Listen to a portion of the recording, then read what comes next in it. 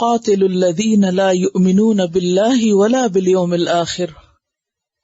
قاتلو جنگ کرو، الذین ان لوگوں سے، لا یؤمنون جو ایمان نہیں رکھتے، باللہ اللہ پر، ولا بالیوم الآخر اور نہ یوم آخرت پر، ولا یحرمون اور نہ وہ حرام قرار دیتے ہیں، ما حرم اللہ جو اللہ نے حرام قرار دیا، حرام ٹھہرایا، ورسولہ اور اس کے رسول نے، ولا یدینون اور نہ وہ دین مانتے ہیں یا دین بناتے ہیں، دین الحق حق دین کو یعنی سچے دین کو، من الذین اوتوا الکتاب ان لوگوں میں سے جنہیں کتاب دی گئی، اہل کتاب میں سے.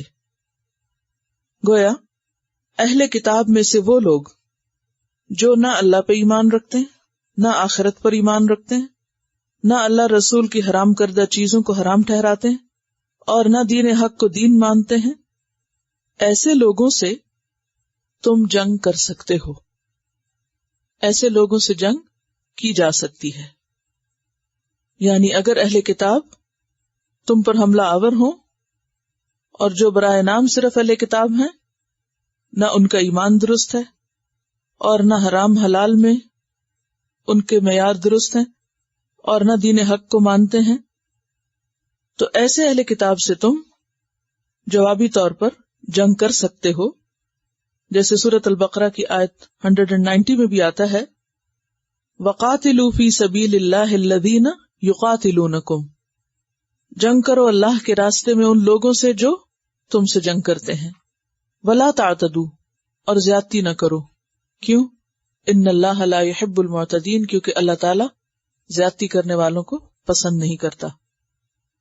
پیچھے مشرکین سے جنگ کرنے کی بات تھی، وہ بات سمجھ میں آتی، لیکن وہ لوگ جو اہل کتاب ہوں، جو زبانی طور پر ایمان کا دعویٰ بھی کرتے ہوں، تو اب یہاں یہ اشکال پیدا ہوا کہ کیا ان سے جنگ کی جا سکتی ہے کیونکہ وہ مشرکین سے مختلف ہیں. تو یہاں اس کی رخصت دی جا رہی ہے کہ ہاں ایسا کیا جا سکتا ہے بوقت ضرورت. سوال یہاں یہ پیدا ہوتا ہے کہ وہ ایمان تو لاتے ہیں اللہ پر ایمان کا دعویٰ کرتے ہیں، لیکن یہاں یہ کیوں کہا گیا کہ اہل کتاب کے وہ لوگ جو اللہ کو نہیں مانتے؟ تو پھر وہ اہل کتاب کہاں سے ہوئے یا کیسے اہل کتاب ہوئے؟ کیونکہ کتاب کی تو بنیادی تعلیمات میں سب سے پہلی تعلیم ہی اللہ پر ایمان لانا ہے.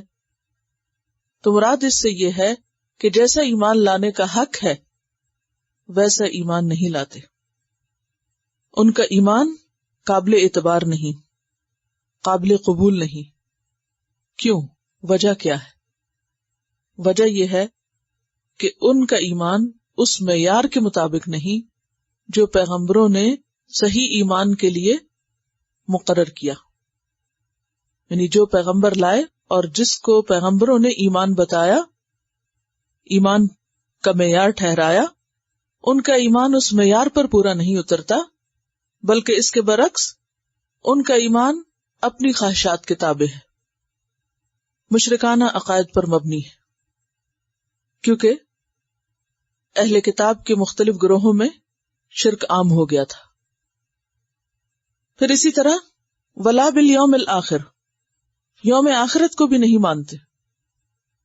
جہاں ان کے ایمان باللہ کے عقیدے میں بگاڑ آیا، وہاں ایمان بالآخرت کے عقیدے میں بھی بگاڑ آیا. اور وہ بگاڑ کیا تھا؟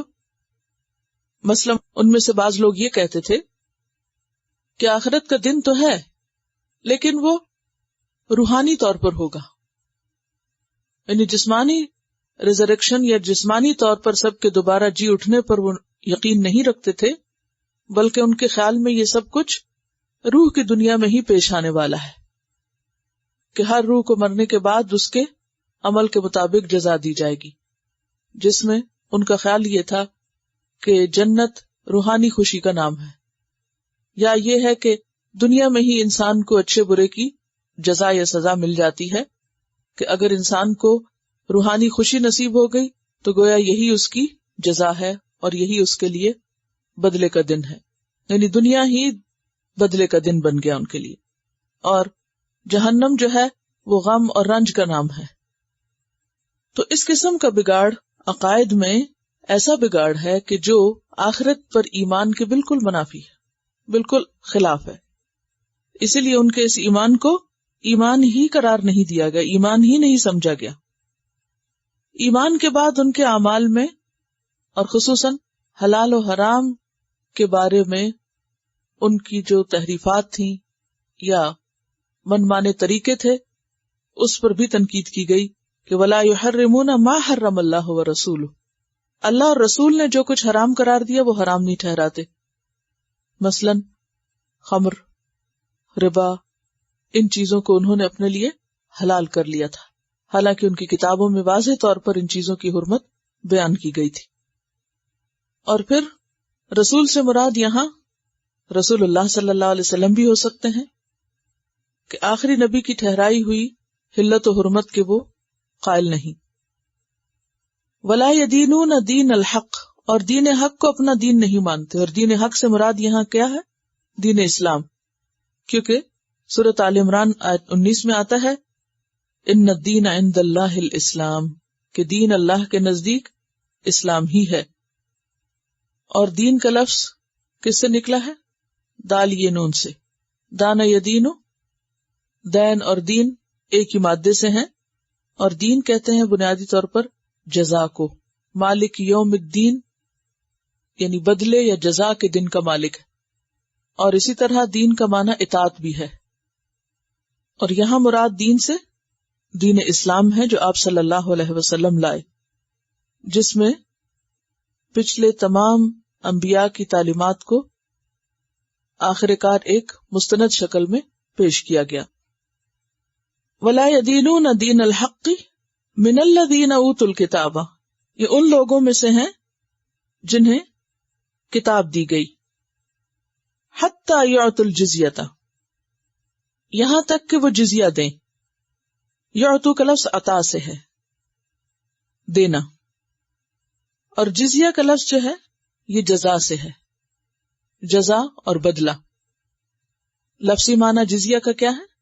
جزا یا بدلہ، اور اصطلاح میں جزیہ اس رقم کو کہتے ہیں جو کسی اسلامی حکومت میں غیر مسلموں سے ان کی جان و مال کی حفاظت کے بدلے میں لی جاتی۔ یہ ایک طرح سے ٹیکس ہوتا ہے جو تمام بالغ افراد اور کمانے والوں سے ان کو دی جانے والی امان کے معاوضے کے طور پر ہوتا ہے۔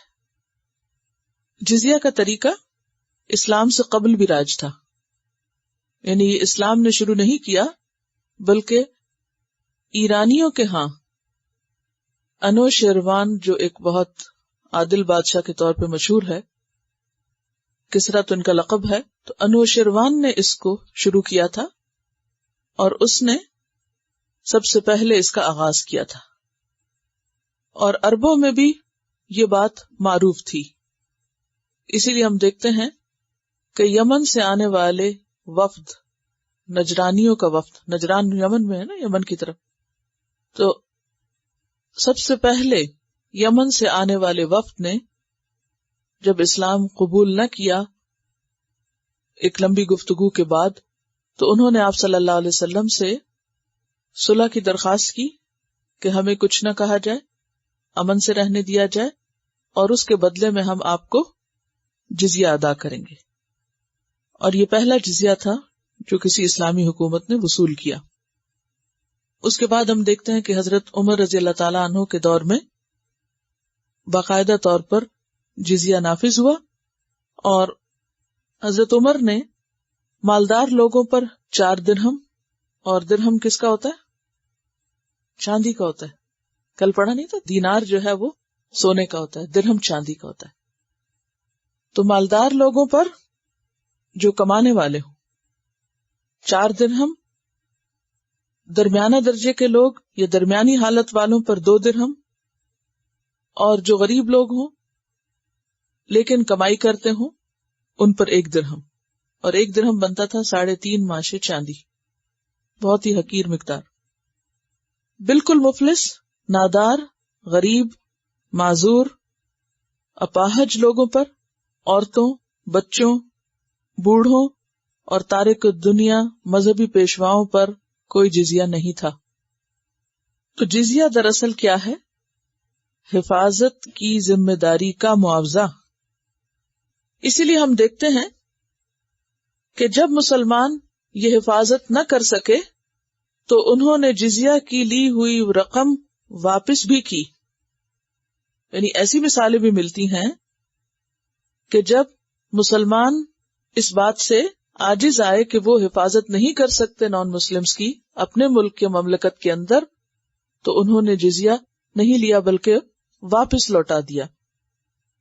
اس بارے میں ہم دیکھتے ہیں کہ جنگ یرموک سے پہلے جب مسلمانوں نے جنگی مصلحت کے پیش نظر حمص کا علاقہ خالی کرنا چاہا، حمص شام کے اندر ہے، سیریا میں، تو افواج اسلامیہ کے سپہ سالار حضرت ابو عبیدہ نے اپنے ماتحت جرنیلوں کو حکم بھیجا کہ وہ اپنے اپنے علاقے سے جو جزیہ اور خراج انہوں نے وصول کیا ہے وہ لوگوں کو واپس کریں، اور انہیں بتائیں کہ تمہاری حفاظت کی ذمہ داری ہم نے قبول کی تھی، جس کے عوض تم نے ہمیں یہ رقوم دی، اب ہم اس حفاظت سے قاصر ہیں، اس لیے ہم یہ واپس کر رہے ہیں۔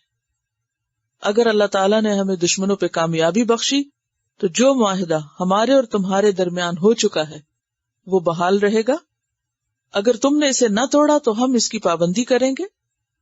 جب وہاں کے باشندوں نے مسلمانوں کا یہ رویہ دیکھا تو ان کی آنکھوں سے آنسو بہنے لگے اور وہ دعائیں مانگنے لگے کہ خدا تمہیں جلد ہمارے پاس واپس لائے اور تمہارے دشمنوں پر تمہیں غلبہ نصیب ہو۔ یعنی اس سے یہ پتہ چلتا ہے کہ یہ کوئی ظالمانہ ٹیکس نہیں تھا، بلکہ ایک طرح سے ان لوگوں سے جو مالدار تھے ان کی حفاظت اور ان کو دی جانے والی امان کے طور پر ان سے لیا گیا۔ پھر اسی طرح ہم دیکھتے ہیں کہ حضرت خالد بن ولید نے جب جزیہ کا ایک معاہدہ لکھا سلوبہ بن نستونہ سے، تو اس کے الفاظ یوں ملتے ہیں کہ یہ عہد نامہ ہے خالد بن ولید نے سلوبہ بن نستونہ اور اس کی قوم سے کیا، میں تم سے اس بات کا معاہدہ کرتا ہوں کہ تم جزیہ ادا کرو اور ہم تمہاری حفاظت کریں، جب تک ہم تمہاری حفاظت کریں گے ہم جزیہ وصول کرنے کے حقدار ہیں، ورنہ نہیں۔ یہ صفر 12 ہجری میں معاہدہ ہوا تھا۔ تو اس سے کیا پتہ چلتا ہے کہ مسلمانوں سے کیا وصول کیا جاتا ہے جو مالدار ہوں؟ زکوٰۃ۔ نان مسلمز پر زکوٰۃ نہیں ہے، ان پر جزیہ ہے، اور جزیہ سب پر نہیں ہے، کس پر ہے؟ مالدار لوگوں پر، اور کمانے والے بالغ ہوں، اور مرد حضرات، عورتوں پہ نہیں۔ حتی یعطوا الجزیۃ، یہاں تک کہ وہ جزیہ دیں، ان یدن، اپنے ہاتھ سے۔ ان یدن کے کئی مفہوم بیان کیے گئے ہیں۔ ایک تو یہ کہ خود اپنے ہاتھ سے لے کر آئیں، کسی اور کے ہاتھ نہیں بھجوائیں، کیونکہ کوئی چیز جب آپ اپنے ہاتھ سے کسی کو دیتے ہیں تو اس کے پیچھے فیلنگ اور ہوتی، اور جو چیز آپ کسی اور کے ذریعے بھیج دیتے ہیں وہ ایک دوسرا معاملہ بن جاتا ہے۔ تو ان یدن سے مراد خود اپنے ہاتھ سے دینا ہے۔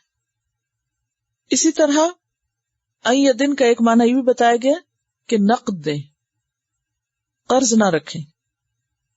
پھر یہ ہے کہ اطاعت کے طور پر دیں۔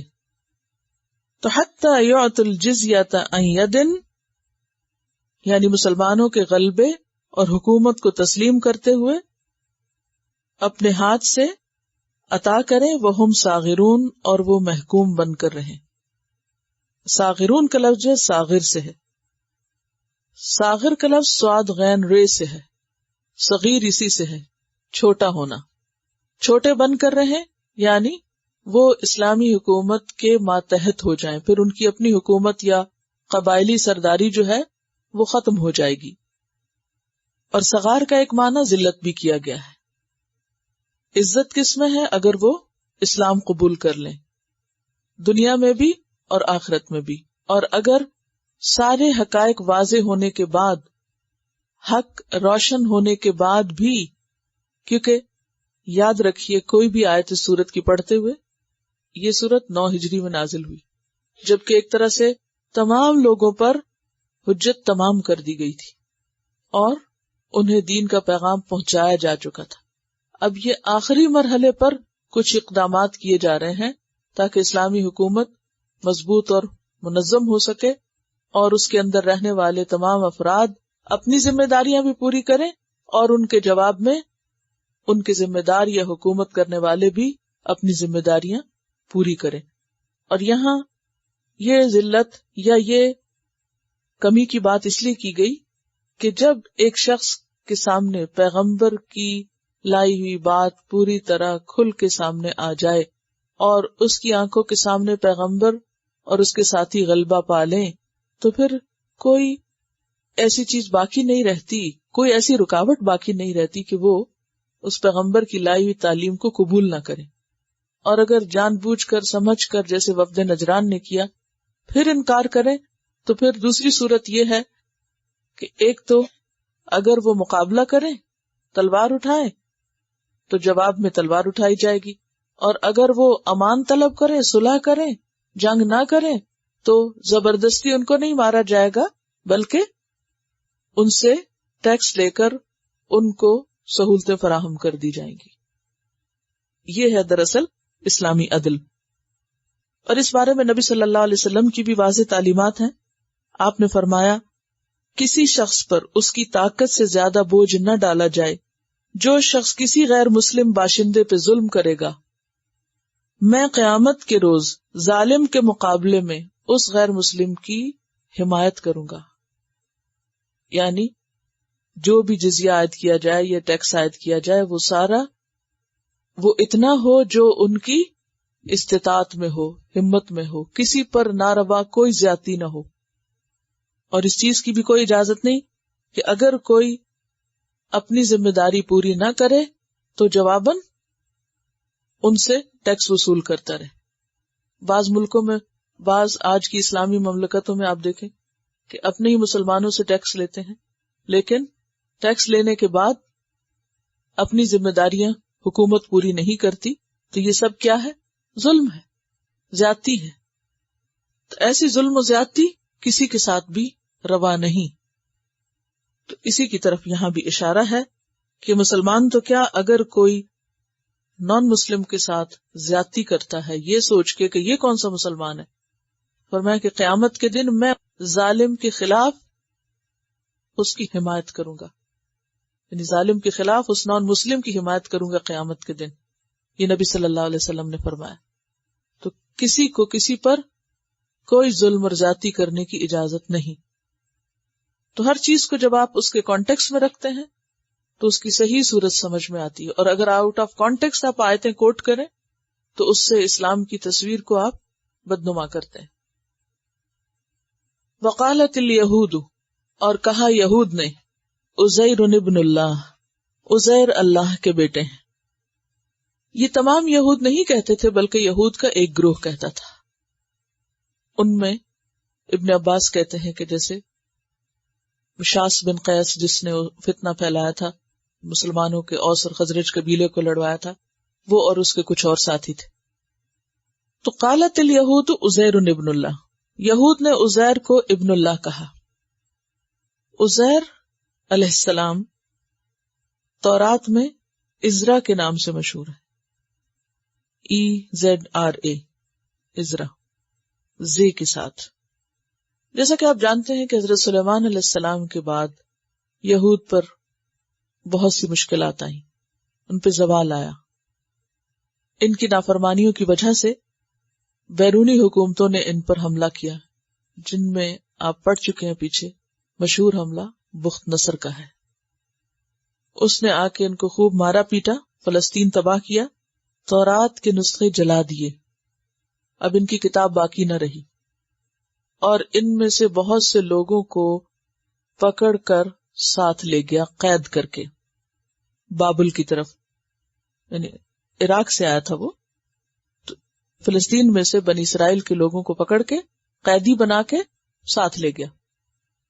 تقریباً 7 سال تک یہ لوگ وہاں پر قیدی رہے۔ انہی میں حضرت عزیر علیہ السلام بھی تھے، یعنی ان قیدیوں میں جو کہ اس وقت بچے تھے، چھوٹے تھے، لیکن انہیں تورات زبانی یاد تھی۔ 7 سال کے بعد انہیں رہا کیا گیا اور یہ اپنے وطن واپس لوٹے۔ جب واپس آ رہے تھے تو راستے میں ایک بستی سے گزر ہوا۔ اس بستی کا ذکر پیچھے آپ سورۃ البقرہ آیت 259 میں پڑھ چکے ہیں کہ جب انہوں نے کہا کہ اللہ تعالیٰ اس کو دوبارہ کس طرح اٹھائے گا اور کیسے زندہ کرے گا۔ واپس آنے کے بعد 40 سال کی عمر میں ان کو نبوت ملی۔ چونکہ تورات کے حافظ تھے اس لیے انہوں نے اپنے حافظے سے دوبارہ ساری تورات لکھوائی۔ چونکہ بنی اسرائیل کے پاس اپنی کتاب نہ تھی، دوبارہ کتاب کے ملنے پر یہ عزیر علیہ السلام کے بہت زیادہ مشکور ہوئے، ان کی بہت زیادہ عزت و تعظیم کرنے لگے، اور اس میں اتنا غلو کیا محبت اور عزت اور تعظیم میں کہ ان کو بالآخر خدا کا بیٹا مان لیا، خدا کا بیٹا کہنے لگے۔ تو عزیر علیہ السلام کا زمانہ جو ہے وہ 5ویں صدی قبل مسیح کا ہے، اور کہا یہ جاتا ہے کہ یہ آزرا بن ہارون کی طرف منسوب ہے، یعنی حضرت ہارون کی اولاد میں سے تھے۔ وقالت الیہود عزیر ابن اللہ، یہود نے کہا کہ عزیر اللہ کے بیٹے ہیں۔ وقالت النصارى المسیح ابن اللہ، اور نصارہ کہنے لگے کہ مسیح اللہ کے بیٹے ہیں۔ پیچھے آپ پڑھ چکے ہیں نصارہ کا یہ عقیدہ اور اس کی تردید بھی کہ مل مسیح ابن مریم الا رسول قد خلت من قبلہ الرسل وامہ صدیقہ کانا یأکلان الطعام، المائدہ 75۔ اور سورۃ کہف میں بھی آتا ہے آیت 4 اور 5 میں وَيُنذِرَ الَّذِينَ قَالُوا اتَّخَذَ اللَّهُ وَلَدًا مَا لَهُمْ بِهِ مِنْ عِلْمٍ وَلَا لِآبَائِهِمْ كَبُرَتْ كَلِمَةً تَخْرُجُ مِنْ أَفْوَاهِهِمْ إِنْ يَقُولُونَ إِلَّا كَذِبًا، یہ سب جھوٹی باتیں ہیں، ان کی حقیقت کچھ نہیں۔ ذَلِكَ قَوْلُهُمْ بِأَفْوَاهِهِمْ، اسی لیے فرمایا کہ یہ ان کی بات ان کے اپنے منہ سے نکلی ہوئی، یہ ان کے منہ کی باتیں ہیں۔ اردو میں بھی ہم اگر کسی کی بات کی تردید کرنا چاہیں تو کیا کہتے ہیں؟ یہ اس کی اپنی بات ہے، یہ اس کے منہ کی بات ہے، یعنی من گھڑت بات ہے، اس کی حقیقت کچھ نہیں، ماننے کے لائق نہیں۔ یداہئون، یہ مشابہت پیدا کر رہے ہیں، ملتی جلتی بات کر رہے ہیں۔ یداہئون کا لفظ دواد ہے حمزہ سے ہے۔ دہین کہتے ہیں مثل کو، مانند کو، ہم شکل آدمی کے لیے بھی یہ لفظ استعمال ہوتا ہے۔ اسی طرح دہیا وہ عورت ہوتی ہے جو مردوں سے مشابہ ہو، جس میں عورت کی علامات نہ ہو بلکہ وہ مرد لگے۔ تو مراد کیا ہے؟ ہم شکل یا ہم مثل۔ یداہئون، ملتی جلتی باتیں کر رہے ہیں، جیسے پیچھے آپ پڑھ چکے نا تشابہت قلوبہم، ان کے دل آپس میں مشابہ ہیں۔ قول الذین کفروا، ان لوگوں کی بات سے ملتی جلتی بات کر رہے ہیں جنہوں نے کفر کیا، من قبل، اس سے پہلے۔ اس سے پہلے سے کیا مراد ہے؟ مثلا نصارہ سے پہلے یہود یہی کچھ کرتے رہے، اور ان سے پہلے بھی بہت سی مشرک اقوام یہی کچھ کہتی رہی کہ انہوں نے مخلوق کو خدا کے برابر قرار دیا، اللہ کا بیٹا قرار دیا۔ تو فرمایا کہ یہ کوئی نئی بات نہیں، ان کا حال بھی وہی ہے جو ان سے پہلے لوگوں کا حال تھا۔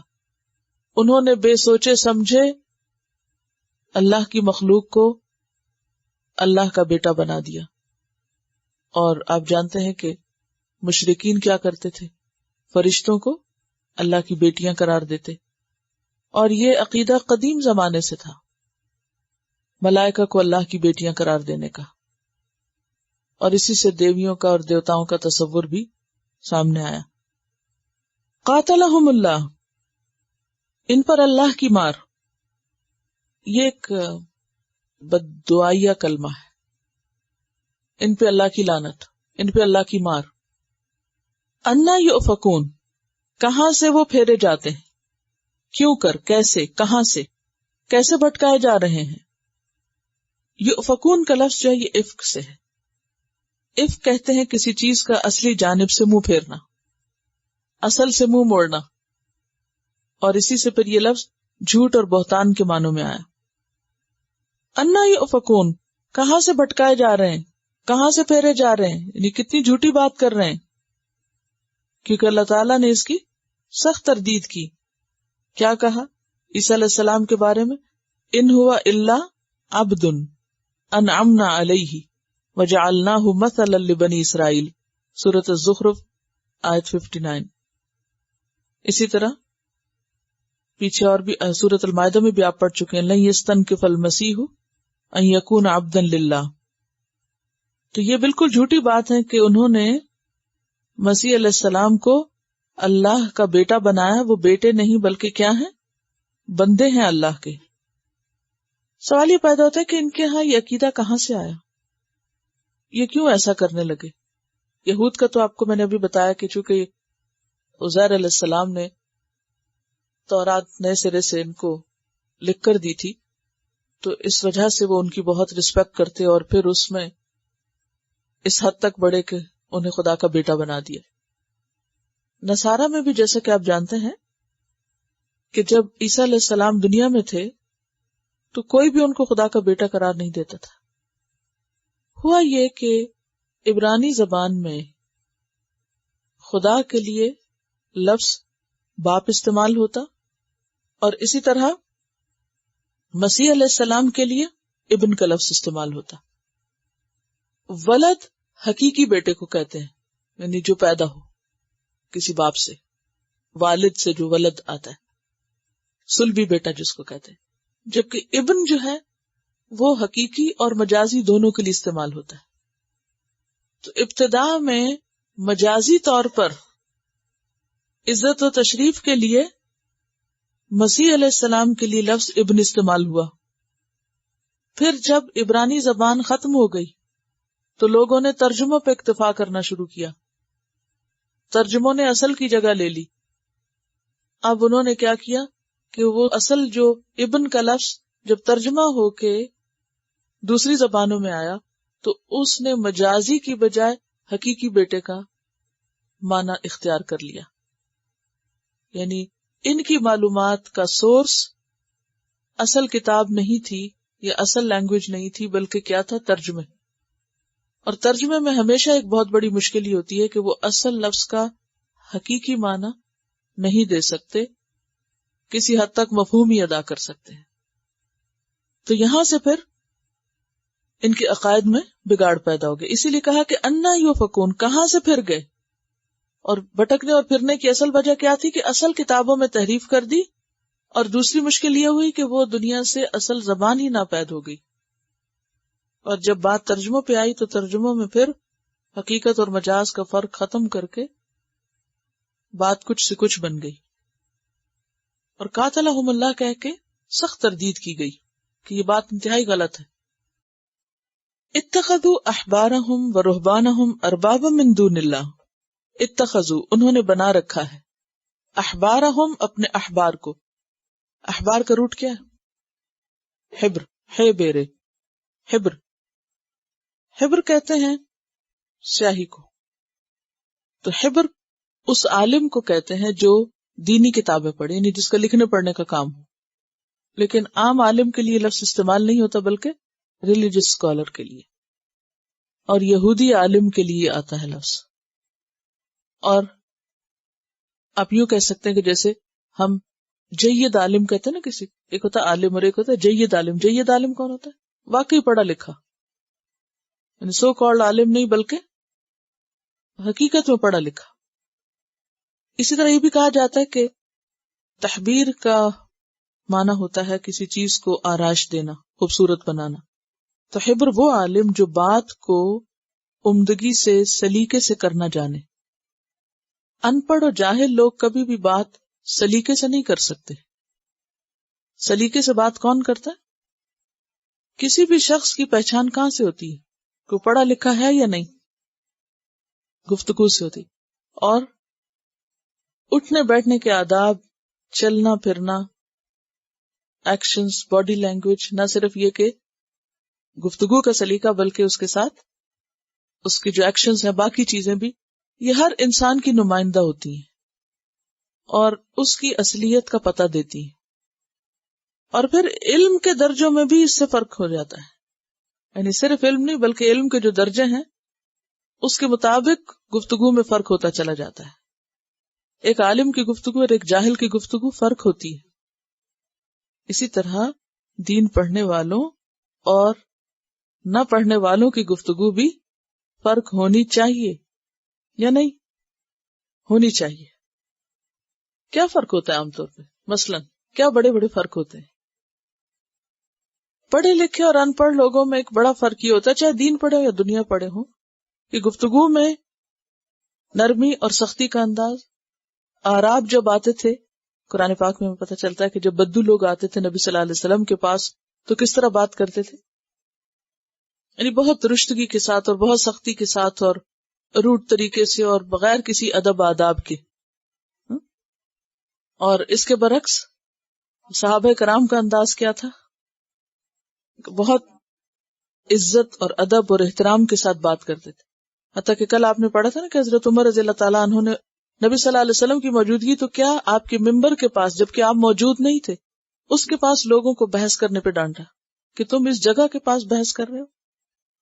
اسی طرح بعد میں ہم دیکھتے ہیں کہ نبی صلی اللہ علیہ وسلم کی مسجد میں بھی لوگوں کو اجازت نہیں تھی کہ اونچی آواز سے بات کریں، اور اب تک اس ادب اور احترام کو ملوز خاطر رکھا جاتا ہے اور رکھنا چاہیے. اسی طرح وہ تو خیر پیغمبر ہیں اور ایک چنی ہوئی ہستی ہیں اللہ رب العالمین کی، لیکن گھر میں بھی آپ دیکھیں کہ جو سمجھدار لوگ ہوتے ہیں وہ بڑوں کی محفل میں بچوں کو بدتمیزی اور شور ہنگامہ اور اس کی اجازت نہیں دیتے. کہ بزرگ گھر میں اگر آئے ہوں یا بیٹھے ہوں تو کیا کہتے ہیں؟ آہستہ بولو. یہ ایک نیچرل سے ایک تمیز اور تہذیب گھروں میں سکھائی جاتی ہے کہ دیکھو بڑے بیٹھے ہیں تو ایسا نہیں کرو. یا اسی طرح اگر مہمان ہو تو بھی کیا کہتے ہیں کہ مہمان گھر میں ان کی عزت کرو، ادب کرو، احترام کرو، شور ہنگامہ نہیں کرو. تو جہالت جو ہے وہ اکڑ پن ہے، اسی لیے قرآن پاک میں کیا آتا ہے، اذا خاطبہم الجاہلون قالوا سلاما، کہ جاہل جب اکڑ پن کا مظاہرہ کریں تو تم کیا کرو؟ سلام کر دو. یہ پڑھے لکھے لوگ کیا کریں گے؟ سلام کر دیں گے. اور جو مقابلے پہ جاہل ہوگا وہ بحث شروع کر دے گا، اور جو آہستہ آہستہ لڑائی میں بدل جائے گی اور ہاتھا پائی میں. اسی طرح بحث مباحثے میں بھی، گفتگو میں، کسی سے مخالفت کرنے میں، ان سب چیزوں کے ادب آداب ہیں. اور کسی بھی شخص کی پہچان اس کی کسی ڈگری اور سرٹیفکیٹ سے نہیں ہوتی، اس کے ظاہری ادب آداب سے ہوتی ہے کہ اس کے اندر کیا تبدیلی آئی. اور سب سے پہلی تبدیلی جو ہے وہ گفتگو پہ آتی ہے. تو احبار جو ہیں، احبار، ان کو احبار کہا اس لیے گیا کہ پڑھے لکھے ہوتے ہیں، دوسری طرف عمدگی اور سلیقے سے بات کرنا جانتے ہیں. آج بھی آپ دیکھیں جتنے بھی مقابلے ہوتے ہیں، ڈیبیٹس وغیرہ ہوتی ہیں، ان میں جو ریپریزنٹیٹیو ہوتے ہیں یہود کے یا نصارہ کے، ان کی عموماً آپ گفتگو کو دیکھیں گے تو دیکھتے رہ جائیں گے، سنیں گے تو سنتے رہ جائیں گے.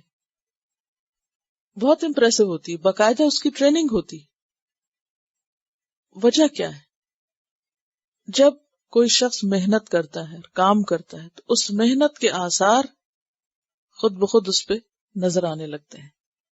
اور اگر کوئی شخص محنت نہ کرے، کام نہ کرے، اور بس ادھر ادھر سے کچھ پڑھ کے آ جائے تو وہ بھی ظاہر ہو جاتا ہے. اب اس کا یہ معنی نہیں ہے کہ ہم کوئی مصنوعی خول اپنے اوپر چڑھانے کی کوشش کریں.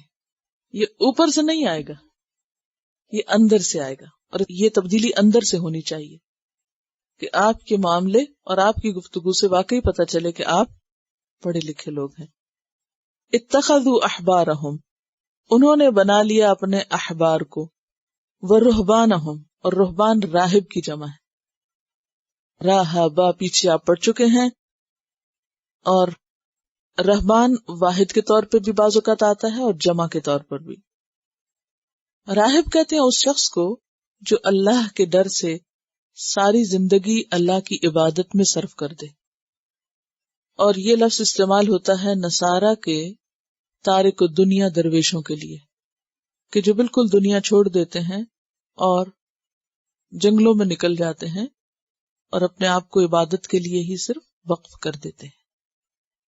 تو احبار اور رہبان یہود اور نصارہ کے درمیان ایک بہت اونچا مقام رکھتے تھے، اتنا اونچا کہ بعض اوقات لوگ ان کی بات کو اللہ کی بات سے بھی آگے کر دیتے.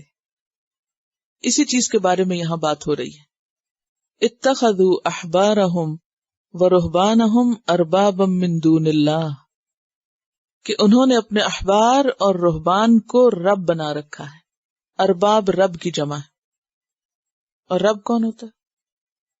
خالق، مالک اور مدبر. من دون اللہ، اللہ کے سوا، اللہ کو چھوڑ کر، یعنی اللہ کی بات نہیں مانتے. اللہ کی بات کہاں لکھی ہوتی؟ اللہ کی کتابوں میں. تو وہ اللہ کی کتاب تو نہیں پڑھتے تھے، لیکن ان کے علماء فقہا کی لکھی ہوئی کتابیں ان کے لیے بڑی اہم ہوتی تھیں، اور ان کی باتیں اور ان کے اقوال اور ان کی رائے کو یہ بہت اونچا رکھتے. آج مسلمانوں کا حال کیا ہے؟ اللہ کی کتاب پڑھنے میں مشکل ہے، لیکن اگر کسی عالم کے پیچھے ہے کوئی تو اس کی بات اس کے لیے قرآن سے بھی بڑھ کے. قرآن کی بات میں تعویل کر دیں گے، حدیث میں تعویل کر دیں گے، لیکن عالم کی بات اور دین کے نام پہ پوچھتے کیا ایک دوسرے سے؟ اچھا فلاں عالم اس کے بارے میں کیا کہتے؟ جب بتا بھی دیا جائے کہ قرآن میں یہ لکھا ہے، یہ حدیث میں یہ لکھا ہے، تو عموماً لوگوں کی تسلی نہیں ہوتی. وہ کہتے ہمارے بزرگ کیا فرماتے ہیں. والمسیح ابن مریم، اور مسیح ابن مریم کو بھی انہوں نے رب بنا رکھا ہے.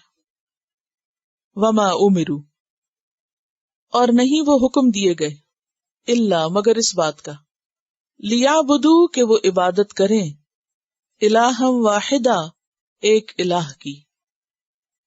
کہاں حکم دیا گیا تھا ان کو؟ یہ تورات اور انجیل میں. تورات و انجیل میں انہیں صاف طور پر یہ بتا دیا گیا تھا کہ وہ ایک الہ کو مانا کریں. لا الہ الا ہو، نہیں کوئی الہ مگر وہی، سبحانہ، پاک ہے وہ، اما یشرکون، اس سے جو وہ شریک ٹھہراتے ہیں. اس آیت کی بہترین تفسیر حضرت عدی بن حاتم کی ایک روایت کرتی ہے. عدی بن حاتم حاتم تائی کے بیٹے تھے. حاتم تائی کا نام تو سب نے سن رکھا نا، سخاوت میں مشہور ہیں. یہ 9 ہجری میں مسلمان ہوئے تھے اور یہ سورت بھی 9 ہجری میں نازل ہوئی. عدی بن حاتم کہتے ہیں کہ میں آپ صلی اللہ علیہ وسلم کے پاس آیا، میری گردن میں سونے کی سلیب تھی. یہ عیسائی بادشاہ تھے، عرب تھے لیکن عیسائی تھے. آپ نے فرمایا عدی اس بت کو پرے پھینک دو، اور میں نے آپ کو سورت برات کی یہ آیت پڑھتے سنا. کس نے؟ عدی بن حاتم نے. اتخذوا احبارهم ورهبانهم اربابا من دون اللہ. میں نے عرض کیا کہ یہود و نصارہ نے تو اپنے علماء کی کبھی عبادت نہیں کی، پھر یہ کیوں کہا گیا کہ انہوں نے اپنے علماء کو رب بنا رکھا ہے؟ وہ ان کی عبادت تو نہیں کرتے. آپ نے فرمایا یہ ٹھیک ہے کہ انہوں نے ان کی عبادت نہیں کی، لیکن یہ بات تو ہے نا کہ ان کے علماء نے جس کو حلال قرار دے دیا اس کو انہوں نے حلال، اور جس چیز کو حرام کر دیا اس کو حرام ہی سمجھا. یہی ان کی عبادت کرنا ہے. یعنی انسانوں کی یا علماء اور فقہا کی رائے کو مقدم رکھنا، زیادہ اہمیت دینا اللہ رسول کی بات سے، یہی دراصل ان کو رب ماننا ہے. عدی بن حاتم کے اسلام لانے کا واقعہ بہت دلچسپ ہے. حیات صحابہ کے درخشاں پہلو، صفحہ نمبر 162، نمبر نوٹ کر لیجئے، پیج 162. اس پہ آپ کو یہ واقعہ ملے گا اور اس واقعے کو آپ اچھی طرح پڑھیے. ہوم ورک ہے آپ کا، ٹھیک ہے؟ یہ آپ گھر پہ تفصیل پڑھیں گے، لیکن میں تھوڑا سا حصہ ان کے اسلام لانے کا یہاں بھی ذکر کرنا چاہوں گی. عدی فرماتے ہیں میں نے رخت سفر باندھا اور رسول اکرم صلی اللہ علیہ وسلم سے ملاقات کے لیے بغیر کوئی ضمانت حاصل کیے یعنی امان حاصل کیے مدینہ کی طرف چل پڑا۔ مجھے یہ بات معلوم ہو چکی تھی کہ رسول اکرم صلی اللہ علیہ وسلم کی دلی خواہش ہے کہ میں کسی طرح آپ کے زیر اثر آ جاؤں۔ میں خدمت میں حاضر ہوا، آپ مسجد میں تشریف فرما تھے۔ میں نے سلام کیا، آپ نے پوچھا کون ہو؟ میں نے عرض کی عدی بن حاتم۔ آپ نے خوشی کا اظہار فرمایا، میرا ہاتھ پکڑا اور گھر کی طرف چل دیے۔ اس دوران میں نے ایک عجیب و غریب منظر دیکھا۔ ایک نحیف لاچار بڑھیا نے آپ کا راستہ روک لیا، اس کے ساتھ ایک چھوٹا سا بچہ بھی تھا۔ اس نے اپنی کوئی ضرورت آپ کی خدمت میں پیش کی جسے آپ نے اسی وقت پورا کر دیا۔ میں نے اپنے دل میں کہا بخدا یہ بادشاہ نہیں ہے، یعنی وہ سمجھ رہے تھے کہ شاید نبی صلی اللہ علیہ وسلم کوئی بادشاہ ہے اور بادشاہ کے طور پر یہ اب سارے علاقے کو اپنے قبضے میں لینا چاہتے ہیں۔ ہم آگے چلے، گھر پہنچ گئے۔ آپ نے ایک تکیہ مجھے دیا کہ اس پہ بیٹھ جاؤ۔ میں شرمایا اور عرض کی آپ اس پہ بیٹھیں، لیکن آپ نے مجھے حکم دیا کہ تجھی کو اس پہ بیٹھنا ہوگا۔ میں آپ کا حکم مانتے ہوئے اس پہ بیٹھ گیا۔ آپ زمین پہ بیٹھ گئے کیونکہ گھر میں اس کے علاوہ کوئی اور چیز نہ تھی۔ میں نے اپنے دل میں کہا اللہ کی قسم یہ کسی بادشاہ کی عادت نہیں ہو سکتی۔ پھر میری طرف متوجہ ہوئے اور فرمایا کیا تم نصرانیت اور لادینیت کے مابین مذبذب تو نہیں؟ میں نے عرض کیا آپ کا ارشاد بالکل درست ہے، یعنی ابھی میں بین بین ہوں۔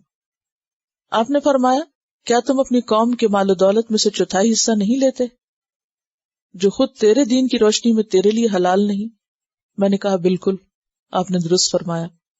مجھے یقین ہوگا کہ آپ اللہ کے سچے رسول ہیں، کیونکہ کوئی اور تو نہیں جانتا تھا کہ عدی کیا کرتے تھے۔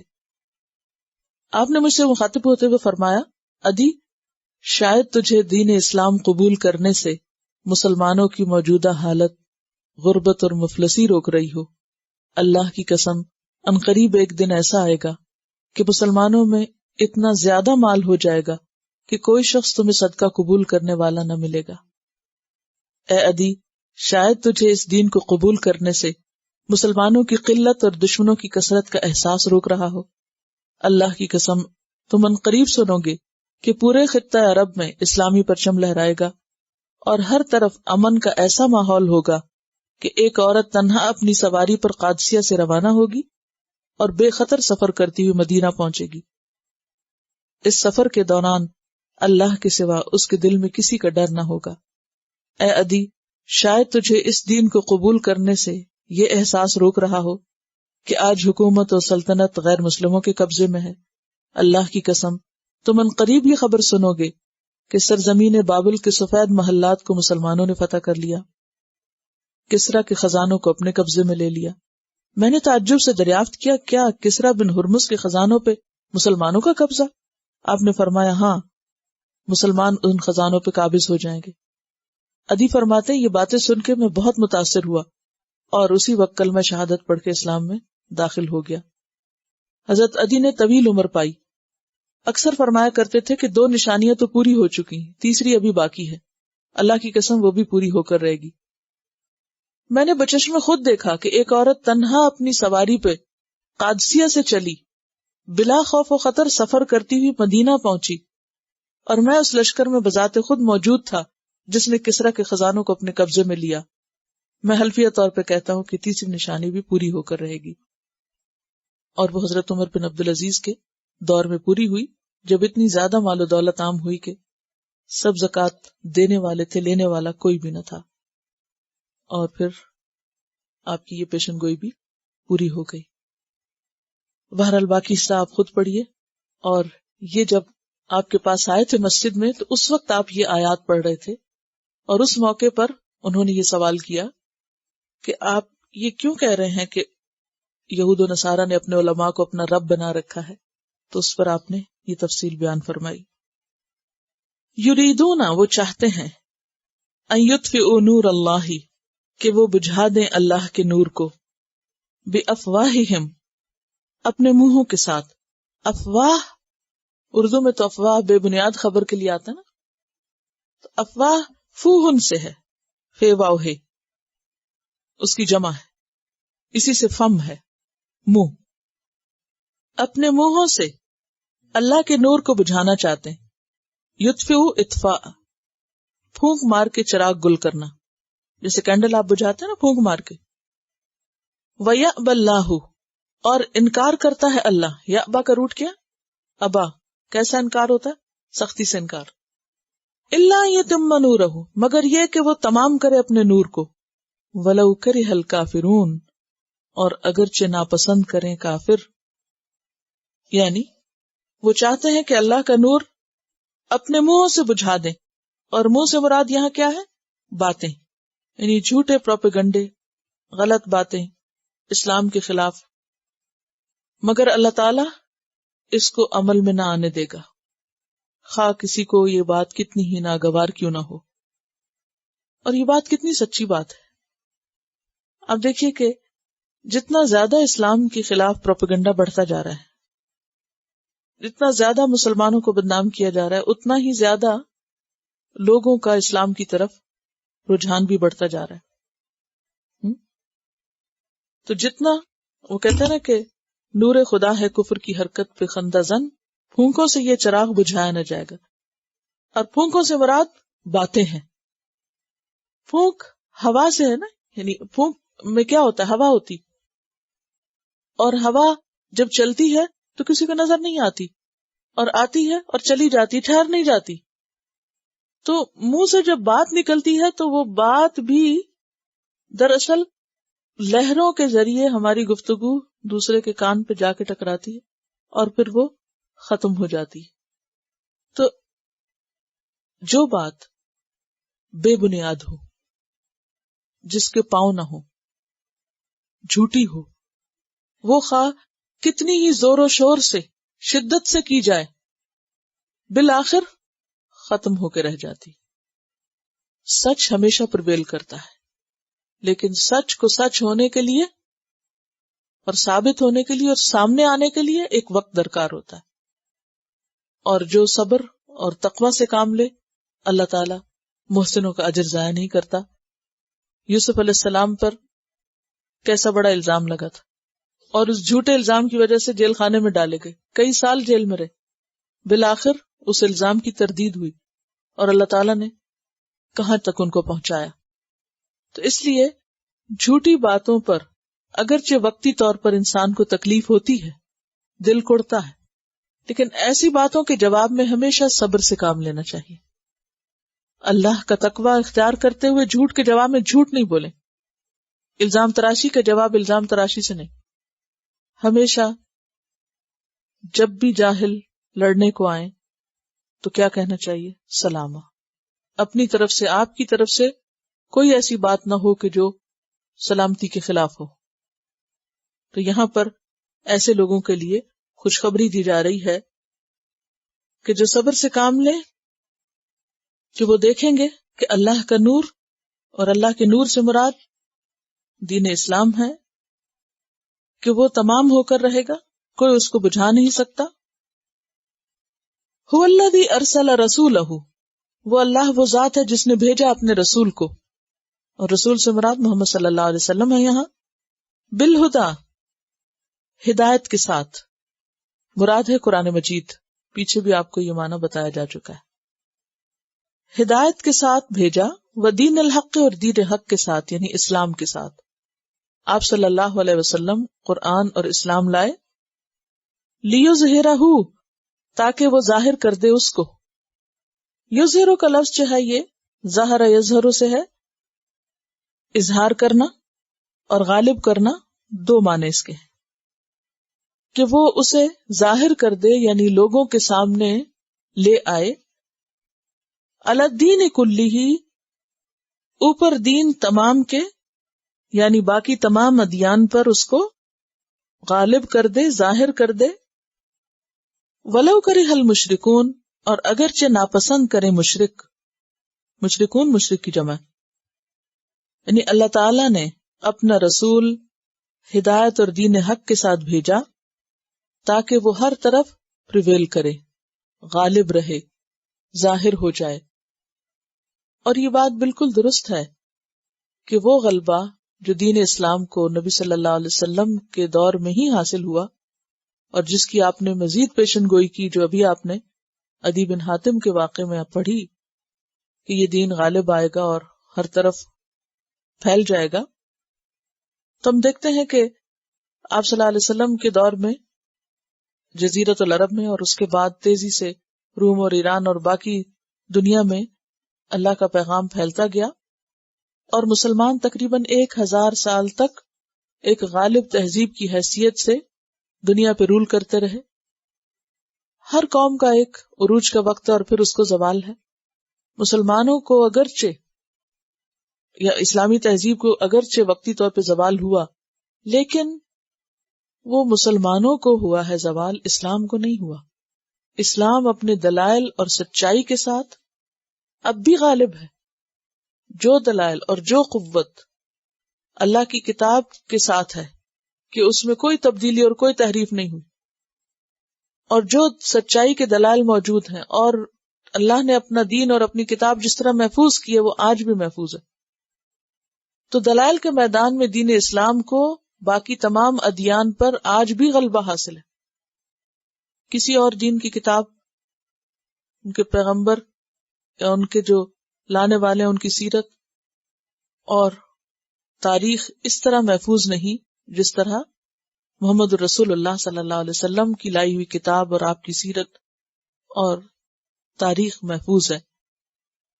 اور یہ دراصل اللہ نے اپنے ذمے لیا اور اس نے اس وعدے کو پورا کیا۔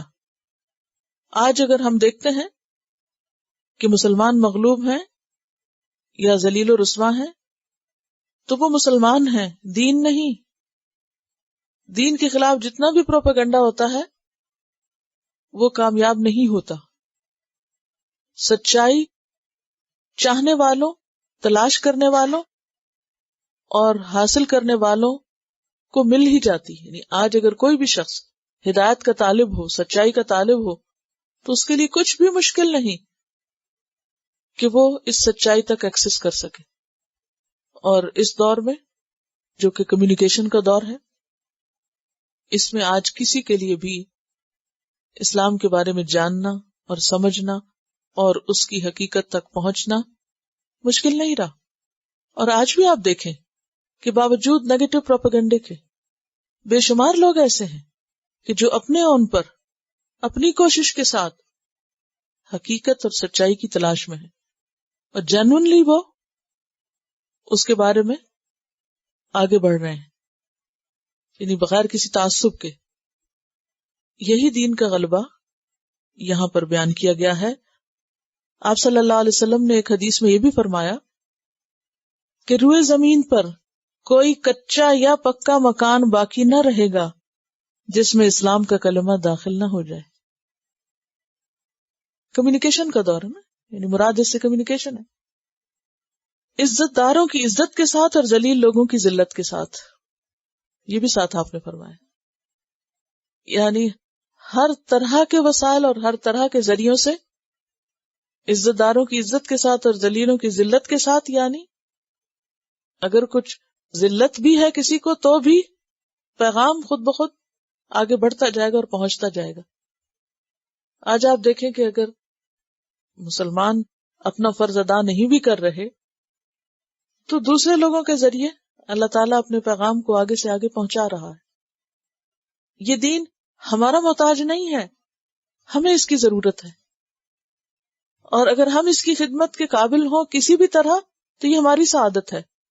ورنہ اللہ تعالیٰ نے اس دین کے اندر ایسی قوت اور صلاحیت رکھی ہے، یہ نور ہے اللہ کا، یہ سچائی ہے، اس کے اندر خود پھیلنے کی صلاحیت ہے، اور وہ پھیل جائے گا اور وہ پہنچ جائے گا۔ اگر ہم اس میں کوئی بھی حصہ ڈالنے کے قابل ہوئے تو وہ ہمارے لیے باعث سعادت ہوگا، کیونکہ اللہ نے تو بتا دیا کہ اس نے یہ دین اس لیے بھیجا ہے تاکہ انسانوں تک سچائی پہنچ جائے، کل قیامت کے دن کو یہ نہ کہے کہ مجھے تو پتہ ہی نہ چلا۔ اور یہ اللہ دین کلی سے مراد کیا؟ اب دیکھیں کہ مشرکین کیا کہتے تھے، ہم دین ابراہیمی پہ، یہود کیا کہتے تھے، ہم دین موسیٰ پہ، نصارہ کیا کہتے تھے، ہم دین عیسیٰ پہ۔ تو اللہ تعالیٰ نے ان سب کے مقابلے میں دین اسلام بھیجا، جو دین محمد نہیں ہے، وہ دین اسلام ہے۔ اور اسے باقی تمام انسانوں کی نسبت سے بنے ہوئے ادیان پر غالب کر دیا، اور یہی اس کی سچائی ہے۔ یعنی باقی ادیان کو آپ دیکھیں تو اس میں ناموں کے اندر بھی مختلف شخصیتوں یا علاقوں سے ایسوسیشن پائی جاتی ہے، لیکن دین اسلام واحد ایک ایسا دین ہے کہ جو اپنے اندر خود باقی رہنے کی صلاحیت رکھتا ہے اور سچا دین ہے، اور اس کو کسی انسانی یا مکانی سہارے کی ضرورت نہیں ہے۔ جس کانٹیکسٹ میں آیت نازل ہوئی ہے اس میں آپ دیکھیے کہ پیغام پہلے پہنچا دیا گیا تھا، اور اس کے بعد آخری حجت کے طور پہ، کیونکہ نبی صلی اللہ علیہ وسلم کو جزیرۃ العرب میں دین اسلام کو ایک اسٹیبلش دین کی حیثیت سے قائم کرنا تھا۔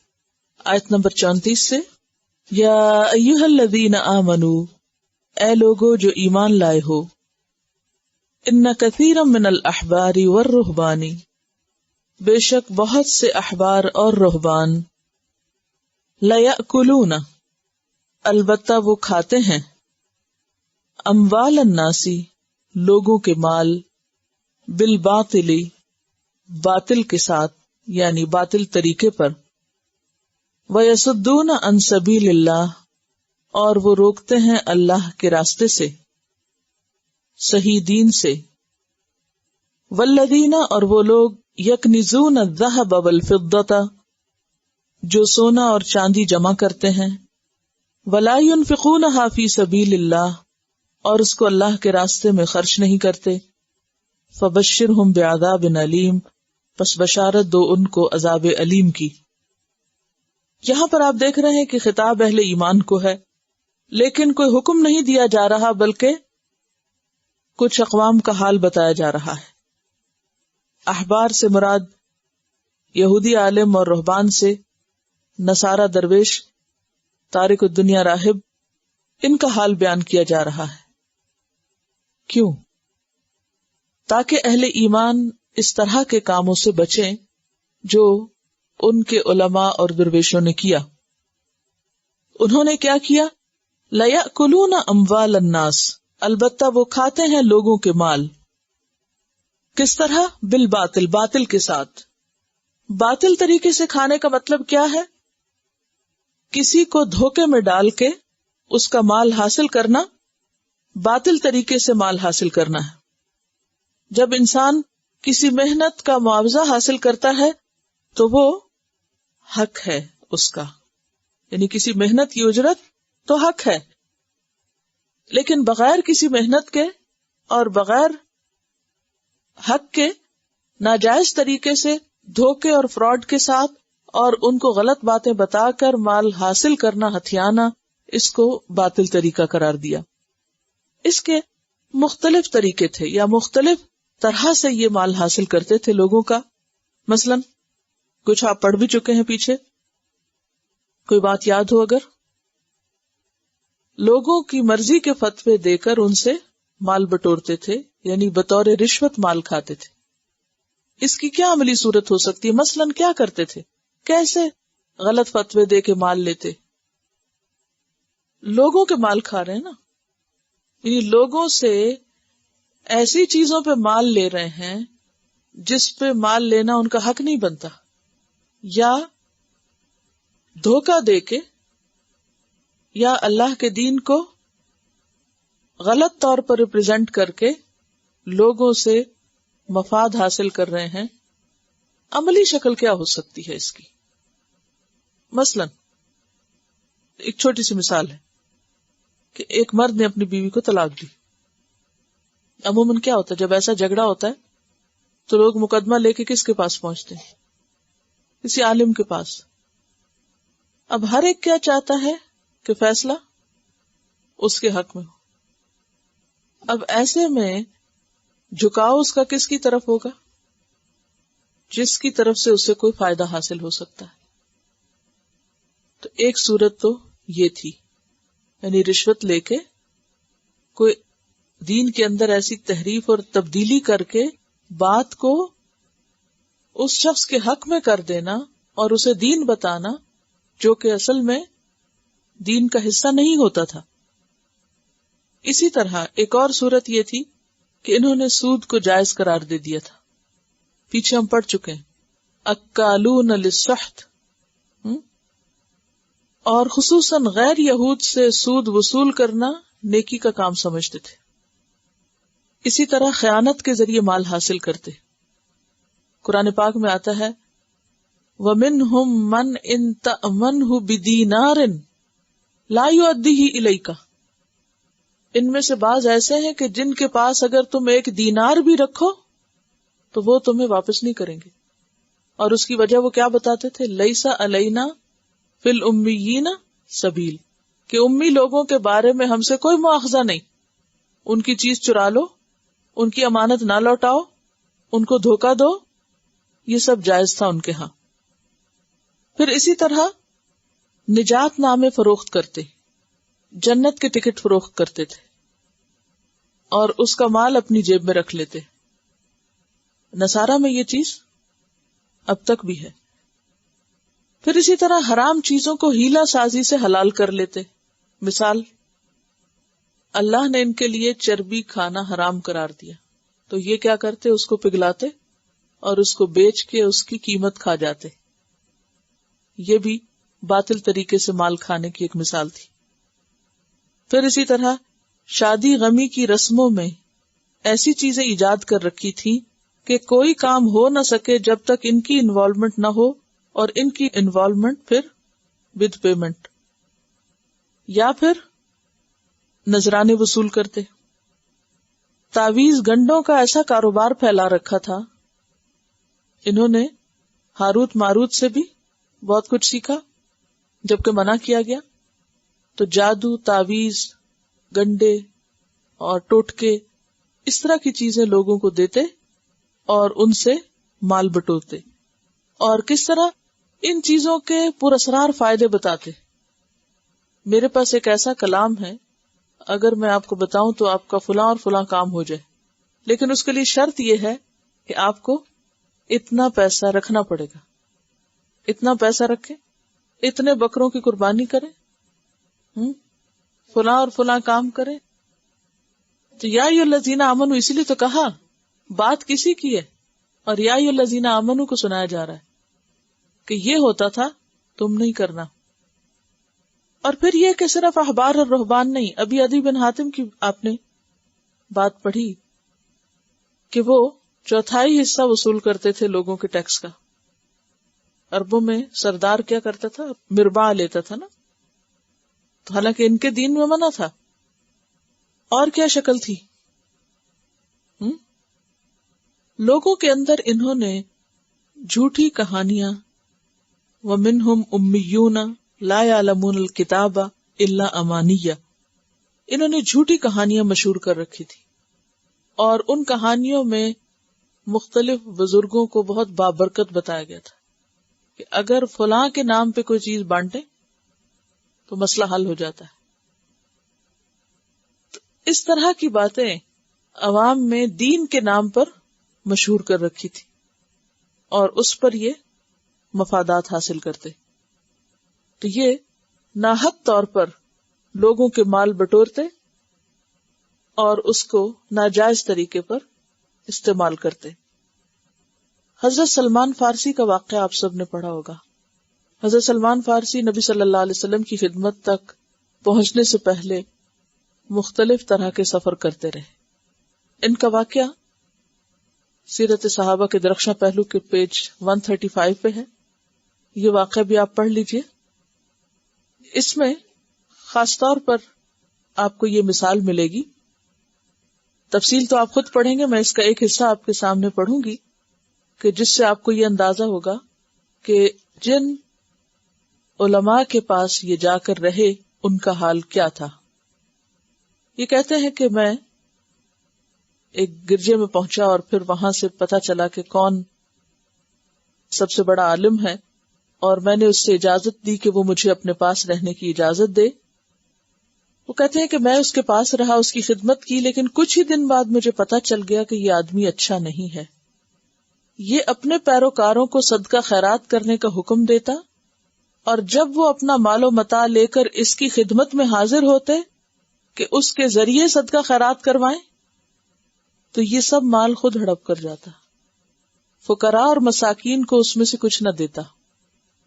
اس طرح اس نے 7 مٹکے سونے اور چاندی سے بھر رکھے تھے۔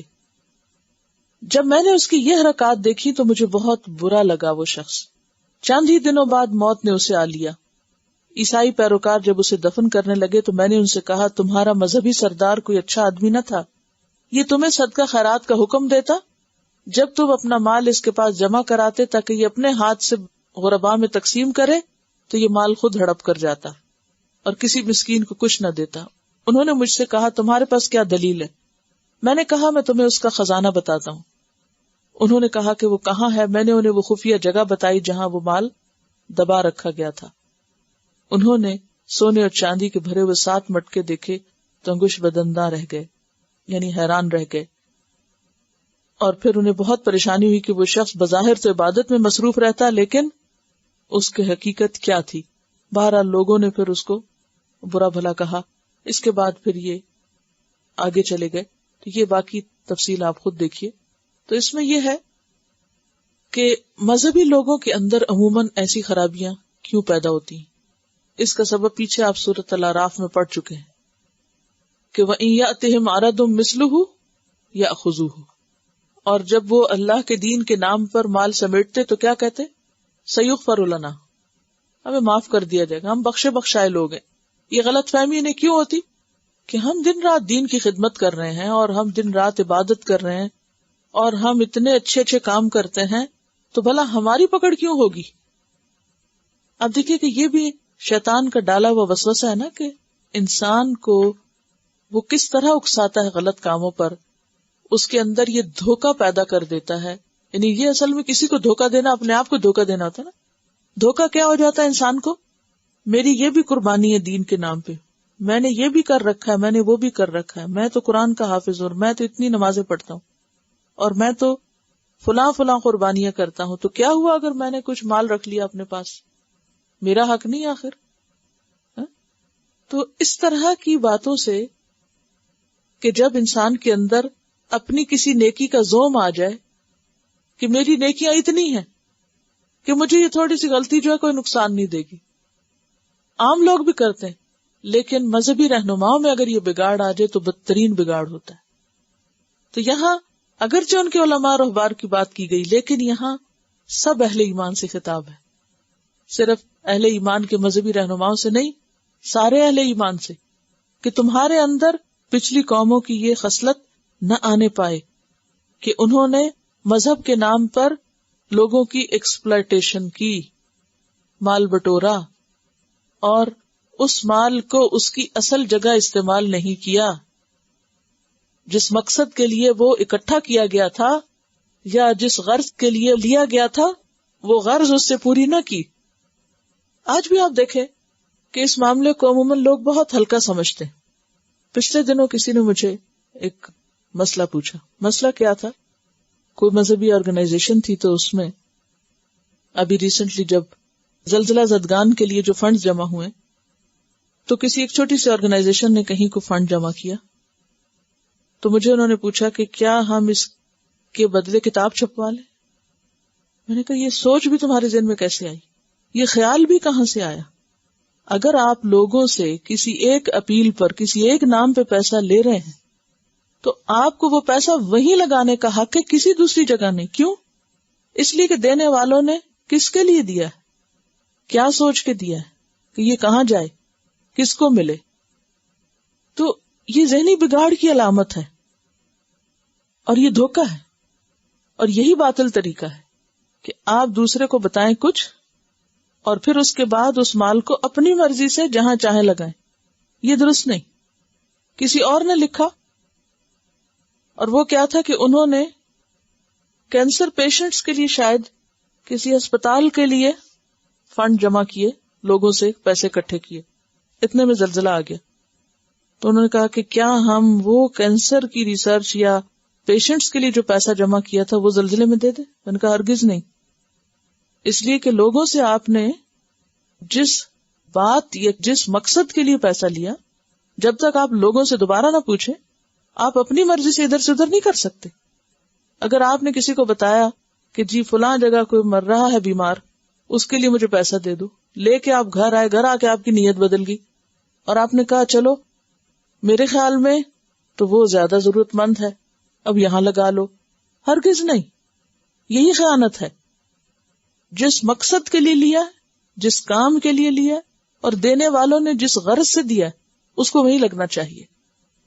تو یہ تمام اہل ایمان سے خطاب ہے کہ دیکھو پچھلی اقوام کے احبار، پڑھے لکھے لوگ اور دیندار لوگوں نے یہ خرابی کی کہ لوگوں کو دھوکہ دیا دین کے نام پر، اور تم یہ نہ کرنا. اس کا نقصان کیا ہوتا ہے؟ وَيَصُدُّونَ عَن سَبِيلِ اللَّهِ، لوگ دینی رہنماؤں سے متنفر ہو جاتے ہیں اور چند لوگوں کی وجہ سے وہ دین سے ہی بھاگ نکلتے ہیں، اللہ کے راستے سے رک جاتے ہیں. وہ کہتے ہیں اچھا یہ ہیں دین کا کام کرنے والے جو اس قسم کا اخلاق اور کردار رکھتے ہیں.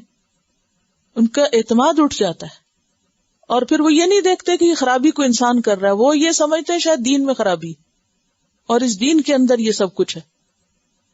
تو فرمایا کہ اور وہ اللہ کے راستے سے روکتے ہیں. اللہ کے راستے سے روکنے کا ایک اور معنی بھی بنتا ہے، اور وہ کیا ہے کہ جب آپ لوگوں سے رشوت لے کے انہیں مسئلہ غلط بتائیں تو آپ نے صحیح دین اور صحیح علم سے لوگوں کو محروم کر دیا دنیاوی مفادات کی خاطر، اور لوگوں کو حق بات نہ بتائی. والذین یکنزون الذھب والفضة، اور وہ لوگ جو جمع کرتے ہیں سونا اور چاندی.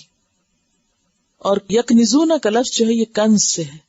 کنز کہتے ہیں اس مال کو جو لوگوں سے چھپا کے رکھا جائے، دفینے کے لیے عام طور پر استعمال ہوتا ہے. دفینہ کیا ہوتا ہے؟ جو زمین میں دفن کیا جائے. پہلے زمانے بینک نہیں ہوتے تھے، لاکرز نہیں ہوتے تھے. لوگ کیا کرتے تھے؟ مال کو زمین کے اندر کھود کے دبا دیتے تھے. سربند مال جس کا لوگوں کو نہ پتا ہو. تو ان کے علماء کا حال کیا تھا؟ جیسے کہ ابھی آپ نے سلمان فارسی کے قصے میں پڑھا کہ وہ اس پورے علاقے کا سب سے بڑا مذہبی رہنما تھا، جس کا حال یہ تھا کہ سونے چاندی کے ساتھ مٹکے جمع کر رکھے تھے. تو یہاں بھی اسی قسم کے مال کو جمع کرنے کی طرف اشارہ ہے کہ یکنزون الذھب والفضة. اور اسلامی اصطلاح میں کنز کیا ہوتا ہے؟ وہ مال جس میں سے زکوٰۃ نہ دی جائے اور صرف جمع ہی کیا جاتا رہے. ولا ينفقونها، اور نہیں وہ اس کو خرچ کرتے. کہاں؟ فی سبیل اللہ، اللہ کے راستے میں. اسے وہ اللہ کے راستے میں خرچ نہیں کرتے، یعنی حقداروں کو نہیں دیتے، سارا اپنے پاس ہی جمع کر لیتے ہیں. فبشرہم، تو بشارت دو ان کو، بعذاب علیم، دردناک عذاب کی. اور وہ دردناک عذاب کیا ہے؟ سورۃ آل عمران 180 آیت میں بتایا گیا، سیطوقون ما بخلوا بہ یوم القیامہ، کہ ان کے گلوں میں قیامت کے دن اسی مال کا طوق پہنایا جائے گا جس کو انہوں نے جمع کر کر کے رکھا. صحیح مسلم کی ایک حدیث میں اس کی مزید وضاحت ملتی ہے کہ جو شخص اپنے مال کی زکوٰۃ ادا نہیں کرتا، قیامت کے دن اس کے مال کو آگ کی تختیاں بنا دیا جائے گا، جس سے اس کے دونوں پہلوؤں کو، پیشانی کو اور کمر کو داغا جائے گا، اور یہ دن 50,000 سال کا ہوگا، اور لوگوں کے فیصلے ہو جانے تک اس کا یہی حال رہے گا. اس کے بعد جنت یا جہنم میں اسے لے جایا جائے گا. تو عذاب علیم کی اس کو بشارت دے دو. بشارت تو ہوتی ہے کسی اچھی بات کی خبر، تو یہاں ایک طرح سے طنز کیا جا رہا ہے کہ غلط کام کرنے والوں کے لیے پھر ایسی ہی خوشخبریاں ہوا کرتی ہیں. یوم، وہ دن کون سا ہے؟ جس دن یحما، تپایا جائے گا، علیہا، اس پر، فی نار جہنم، جہنم کی آگ میں. یحما کا لفظ جو ہے ہے میم یہ سے ہے. ہے میم یہ کا مطلب ہوتا ہے گرم ہونا، تپنا. اسی سے لفظ حمایت نکلا ہے، حامی. حامی و مددگار. کسی کی حمایت انسان کب کرتا ہے؟ آپ کسی کی حمایت کب کرتے ہیں؟ جب آپ کے اندر ایک ابال آتا ہے، ایک گرمی آتی ہے، جذبات گرم ہوتے ہیں نا آپ کے، تو پھر آپ کسی کے حق میں یا کسی کے خلاف جاتے ہیں. تو گرمی کے 4 بڑے سورسز ہیں: سورج، آگ، یہ 2 حصی ہیں، اور اسی طرح جذبات اور انسان کے جسم کے اندر کی جو حرارت ہے، یعنی باہر جتنی بھی سردی ہو لیکن آپ کی باڈی ایک حرارت جو ہے وہ پروڈیوس کرتی رہتی ہے. تو یہ 4 چیزیں جو ہیں، یعنی 2 تو باہر ہیں اور 2 آپ کے اپنے اندر ہیں. حصی مانوی نہیں ہے یہاں 2 خارجی اور 2 اندرونی ذرائع ہیں. خارجی ذرائع میں دھوپ اور آگ، یہ گرمی کا ذریعہ ہے، اور اندرونی میں آپ کی جو باڈی ہیٹ ہے وہ، اور پھر جذبات کی گرمی. ٹھیک ہے، تو جذبات کی گرمی سے حمایت ہوتی ہے. اگر آپ کولڈ ہیں، کسی سے آپ کو کوئی کنسرن نہیں، تو آپ اس کی کوئی طرفداری نہیں کریں گے، چاہے بھلے وہ کتنا پٹے. جی ہاں، کولڈ ہارٹیڈ.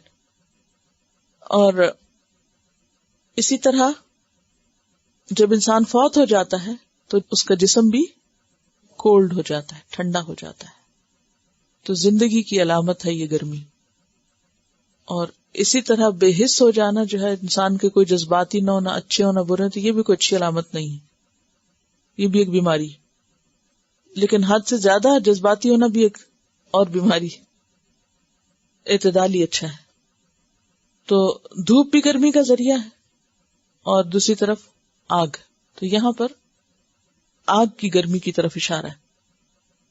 ہمیون کی طرح ایک اور لفظ ہے ہے میم میم، ہمن، وہ بھی اسی کے معنی میں استعمال ہوتا ہے. ہے میم یہ اور ہے میم میم دونوں ہی گرمی کے لیے استعمال ہوتے ہیں، تپنے اور گرم ہونے کے لیے. اسی سے پھر حمیم نکلا ہے، دلی دوست. حمام بھی اسی سے. حمام کس کے لیے ہوتا ہے؟ جی، گرم پانی کے لیے ہوتا ہے. آپ دیکھیں کہ یہ سارے لفظ ہم بولتے ہیں مگر ہم کبھی غور نہیں کرتے. حامی بھی بولتے ہیں، حمایت بھی بولتے ہیں، حمیت الجاہلیت بھی بولتے ہیں. یہی اصل مقصد ہے روٹس جاننے کا، کہ انسان کے اندر غور و فکر کا مادہ پیدا ہو. یوم یحمى علیہا فی نار جہنم، جس دن اسے جہنم کی آگ میں تپایا جائے گا، خوب گرم کیا جائے گا. کس کو؟ سونے اور چاندی کو. فتکوا، پھر داغا جائے گا. تکوا کا لفظ کاف واو یہ سے ہے. کبھی لوہے یا کسی دوسری دھات کے آلے کو آگ میں سرخ کر کے اسے جلد پہ رکھنا اور داغ لگانا، اور جلد کا اتنا حصہ جلا دینا. جیسے استری ہوتی ہے نا، تو یا اوون ہوتا ہے، تو جب وہ تپ جاتا ہے، لوہا اور پیتل ہو، کچھ بھی ہو، کسی بھی میٹل کا، کسی بھی دھات کا گرم کر کے اس سے جلد کو داغ لگانا. پہلے زمانے میں اس کو علاج کے لیے بھی استعمال کیا جاتا تھا. خاص طور پر اونٹوں کو جب خارش کی بیماری ہوتی تھی تو اس بیماری کے علاج کے لیے ان کو داغا جاتا تھا. یہ بتا رہی ہے کہ یہاں بھی جانوروں کے جسم کے اوپر نمبر سٹیمپ کرنے کے لیے کہ وہ دوسروں کے جانوروں میں مکس نہ ہو جائیں، کیونکہ شکلیں ایک جیسی ہوتی ہیں سب کی، تو ان کو اسی طرح آگ کی کوئی چیز گرم کر کے اس سے ان کے سکن کے اوپر داغ لگایا جاتا ہے. تو بہرحال فتکوا، تو داغا جائے گا، یہ داغ لگایا جائے گا.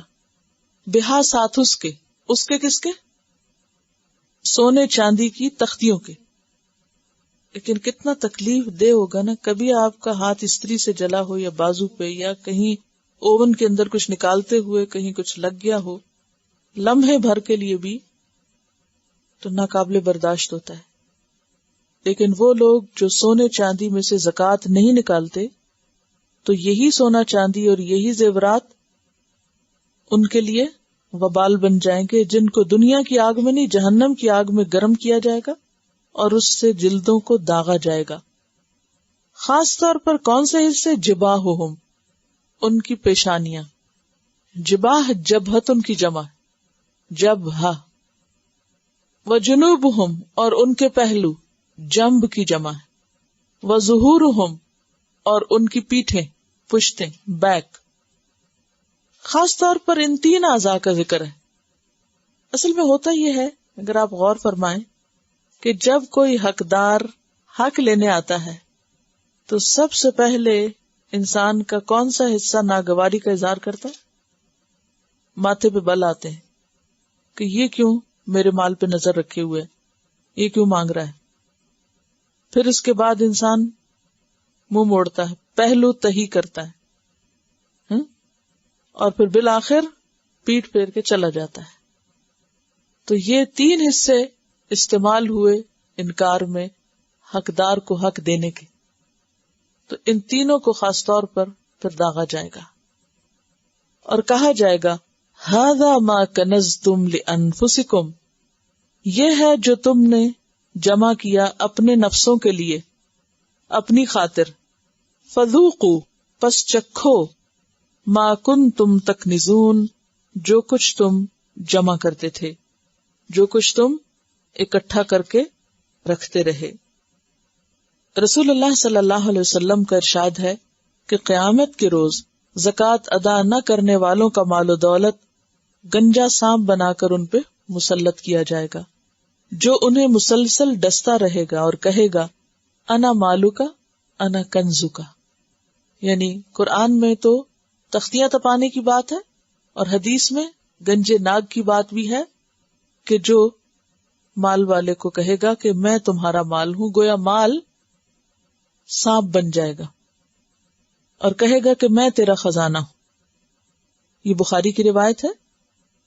اسی طرح جن جانوروں کی زکوٰۃ ادا نہ کی جائے ان کے بارے میں آپ صلی اللہ علیہ وسلم نے ارشاد فرمایا کہ وہ جانور اپنے مالکوں کو قیامت کے دن مسلسل 50,000 سال تک اپنے سینگوں سے مارتے رہیں گے اور پاؤں تلے رونتے رہیں گے. معراج کی رات رسول اکرم صلی اللہ علیہ وسلم نے کچھ ایسے لوگ دیکھے جن کے آگے پیچھے دھجیاں لٹک رہی تھی. دھجیاں کیا ہوتی ہیں؟ چیتھڑے لٹک رہے تھے اور وہ جانوروں کی طرح تھور کانٹے اور آگ کے پتھر کھا رہے تھے. آپ نے دریافت فرمایا یہ کون لوگ ہیں؟ حضرت جبریل علیہ السلام نے بتایا یہ وہ لوگ ہیں جو اپنے مالوں کی زکوٰۃ ادا نہیں کرتے تھے. یہ مسند بزار کی روایت ہے. اور آپ دیکھیے کہ یہ کس کی سزا بتائی جا رہی؟ اہل ایمان کی. کیوں؟ پیچھے آیا نا یا ایھا الذین آمنوا کہہ کے بات شروع ہوئی ہے کہ وہ مذہبی رہنما بجائے اس کے کہ اللہ کا حق دیں الٹا لوگوں کا حق کھا جاتے اور جو لوگوں کا مال ہوتا اس کو بھی جمع کر کر کے رکھتے اور اس میں سے کچھ نہیں دیتے تھے. تو تم ایسے نہیں کرنا، کیونکہ جو لوگ ایسا کریں گے ان کے ساتھ یہ سلوک کیا جائے گا. اور یہ جو حدیث ہے جس میں حشر کے میدان میں یہ سب کچھ ہوگا نا، یہ جو تپایا جائے گا اور جلایا جائے گا، یہ جہنم کے اندر نہیں. اس کے بعد وہ شخص بالآخر 50,000 سال سزا کاٹ کے جنت میں بھی جا سکتا ہے، یا پھر الٹیمیٹلی اور اگر بہت برے کام ہے تو جہنم میں بھی جا سکتا ہے. تو یہ سزا کافروں کی نہیں بتائی جا رہی، یہ ان ایمان والوں کی بتائی جا رہی ہے جو زبان سے تو لا الہ الا اللہ پڑھتے ہیں لیکن عمل میں کورے ہوتے ہیں. کبھی انسان سوچے کہ جتنا مال اس نے اکٹھا کر کے رکھا ہوا ہے وہ آج مر جائے تو اس کو کیا فائدہ، کس کے پاس جائے گا؟ بلکہ اس دن انسان الٹا کیا کہے گا، ما اغنا عنی مالیہ، میرا مال میرے کسی کام نہ آیا. ہلک عنی سلطانیہ، اور میرا سارا سلطان اور ساری طاقت اور اقتدار جاتا رہا. تو یہاں پر زکوٰۃ ادا نہ کرنے کی جو سزا ہے وہ بتائی گئی. اس کے علاوہ آخرت سے پہلے دنیا میں بھی زکوٰۃ ادا نہ کرنے کی سزا ہے. اور خاص طور پر ایک حدیث میں آتا ہے، طبرانی کی روایت ہے، نبی صلی اللہ علیہ وسلم نے فرمایا زکوٰۃ ادا نہ کرنے والوں کا مال و دولت تباہ و برباد ہو جاتا ہے. یعنی ایسی ایسی مصیبتیں آتی رہتی ہیں کہ وہ مال انہیں جو انہوں نے لوگوں کا اپنے مال میں بچا کے رکھا ہوتا ہے وہ کسی نہ کسی جگہ نکل جاتا ہے. وہ خود نہیں اس کو استعمال کر سکتے، وہ چونکہ ہے ہی نہیں ان کا، کسی کا ہے تو اگر صحیح طریقے سے نہیں دیتے تو دوسرے طریقے سے وہ برباد ہوتا ہے. ایک اور حدیث میں ہے آپ نے فرمایا زکوٰۃ ادا نہ کرنے والے لوگ قحط سالی میں مبتلا کر دیے جاتے ہیں، اور یہ آخرت کے علاوہ دنیا میں دی جانے والی سزاؤں میں سے سزائیں بتائی گئی۔ اور ویسے بھی اگر دیکھا جائے تو مال اور اولاد جو ہے انسان کے لیے ایک بہت بڑا فتنہ ہے۔ اس کے بعد دور جاہلیت کی مزید کچھ رسموں کے خاتمے کی بات بھی کی گئی۔ ان عدت الشہور عند اللہ 12 شہرا فی کتاب اللہ، ان بے شک، عدت گنتی، عدت کا لفظ کس سے ہے؟ عین دال دال سے، گنتی کس کی؟ الشہور مہینوں کی، مہینوں کی گنتی، عند اللہ اللہ کے نزدیک، 12 شہرن 12 مہینے ہیں، 2 عشرہ 10، شہرن مہینہ۔ شہر کا لفظ جس کا روٹ بظاہر نظر آ رہا ہے شین ہے رے ہے، یہ ہلال کا نام ہے۔ شہر کیا ہے؟ ہلال کا نام ہے، جس سے پھر ایام کے ایک مجموعے کو پہچانا گیا، یعنی مہینے کے لیے استعمال ہوا۔ تو مہینے 12 ہیں، فی کتاب اللہ، اللہ کی کتاب میں۔ اس کا مطلب قرآن نہیں ہے، اللہ کی کتاب، یعنی اس سے مراد لوح محفوظ ہو سکتی ہے، یا اللہ تعالی کی وہ کتاب جس میں اس نے اپنے فیصلے لکھ رکھے ہیں۔ فی کتاب اللہ، اللہ کے رجسٹر میں یا اللہ کے ریکارڈ میں یا اللہ کی کتاب میں۔ یوم، جس دن، خلق السماوات والارض، اس نے پیدا کیا تھا آسمانوں اور زمین کو۔ تو اس سے کیا پتہ چلتا ہے کہ مہینوں کی گنتی 12 عدد آج سے نہیں بلکہ اول روز سے، جب سے زمین و آسمان بنے۔ زمین و آسمان بنے تو اس کے علاوہ سورج چاند بھی بنے، اور سورج چاند کے بنانے کا مقصد کیا تھا؟ بہت سے اور مقاصد کے علاوہ اوقات کا تعین بھی۔ سورۃ یونس آیت 5 میں آتا ہے، هو الذی جعل الشمس ضیاء والقمر نورا وقدرہ منازل لتعلموا عدد السنین والحساب۔ اس نے بنایا سورج کو ضیاء اور قمر کو نور اور ان کی منزلیں مقرر کی تاکہ تم سالوں کی گنتی اور حساب معلوم کر سکو۔ تو جب سے سورج چاند بنے، زمین و آسمان بنے، اللہ نے اوقات کی تقسیم بھی خود کر دی اور سال کو 12 مہینوں میں تقسیم فرما دیا۔ اسلامی اعتبار سے مہینے کا تعین کس سے ہوتا ہے؟ چاند کے نکلنے سے۔ پیچھے آپ پڑھ چکے ہیں سورۃ البقرہ میں آیت نمبر 182، یسألونک عن الاہلہ، لوگ آپ سے پوچھتے ہیں ہلالوں کے بارے میں، چاندوں کے بارے میں۔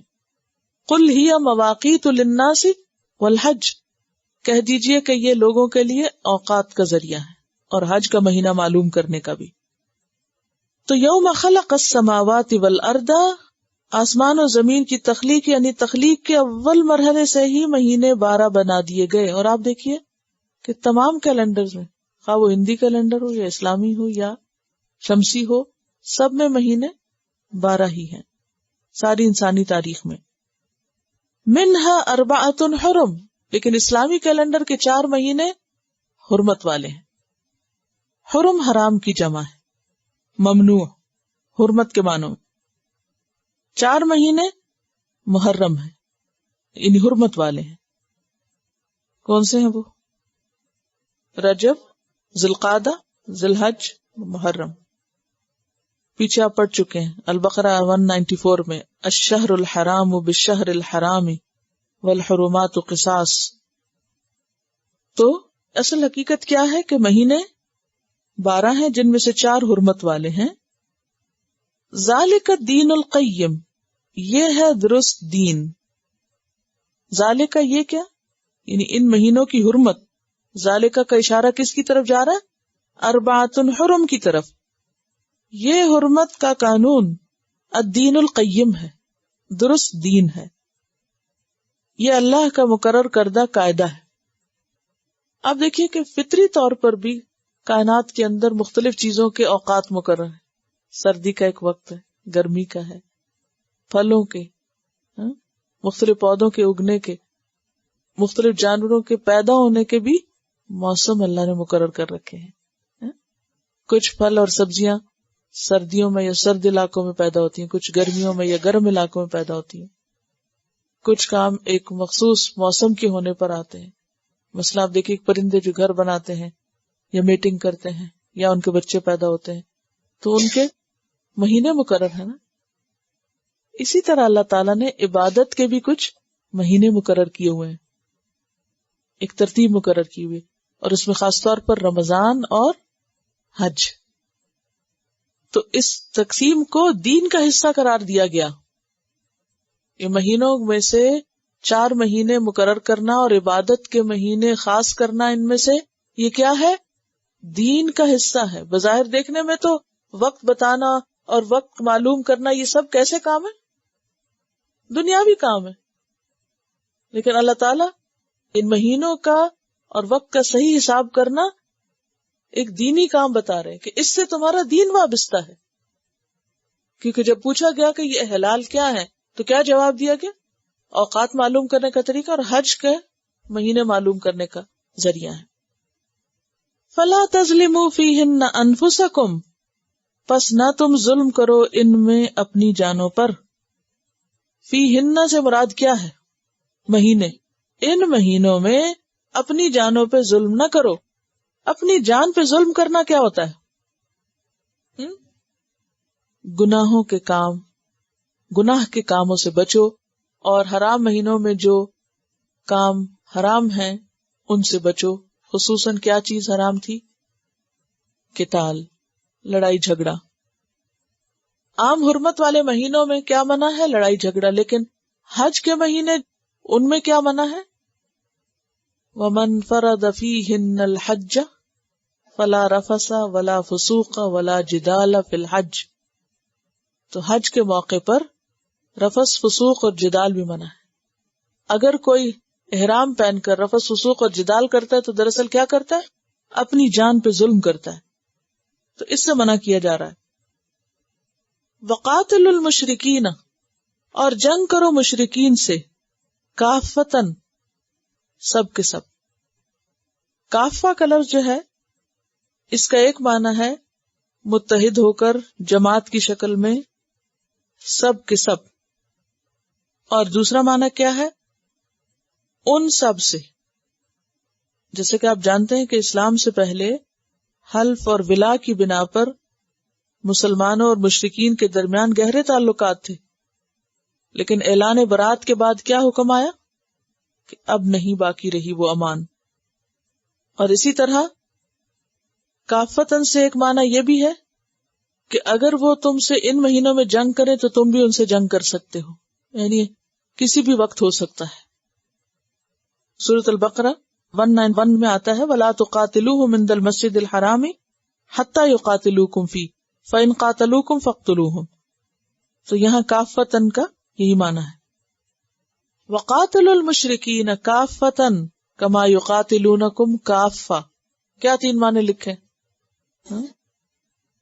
ایک تو کافہ کا مطلب ہے کہ سارے کے سارے، سب مل کے.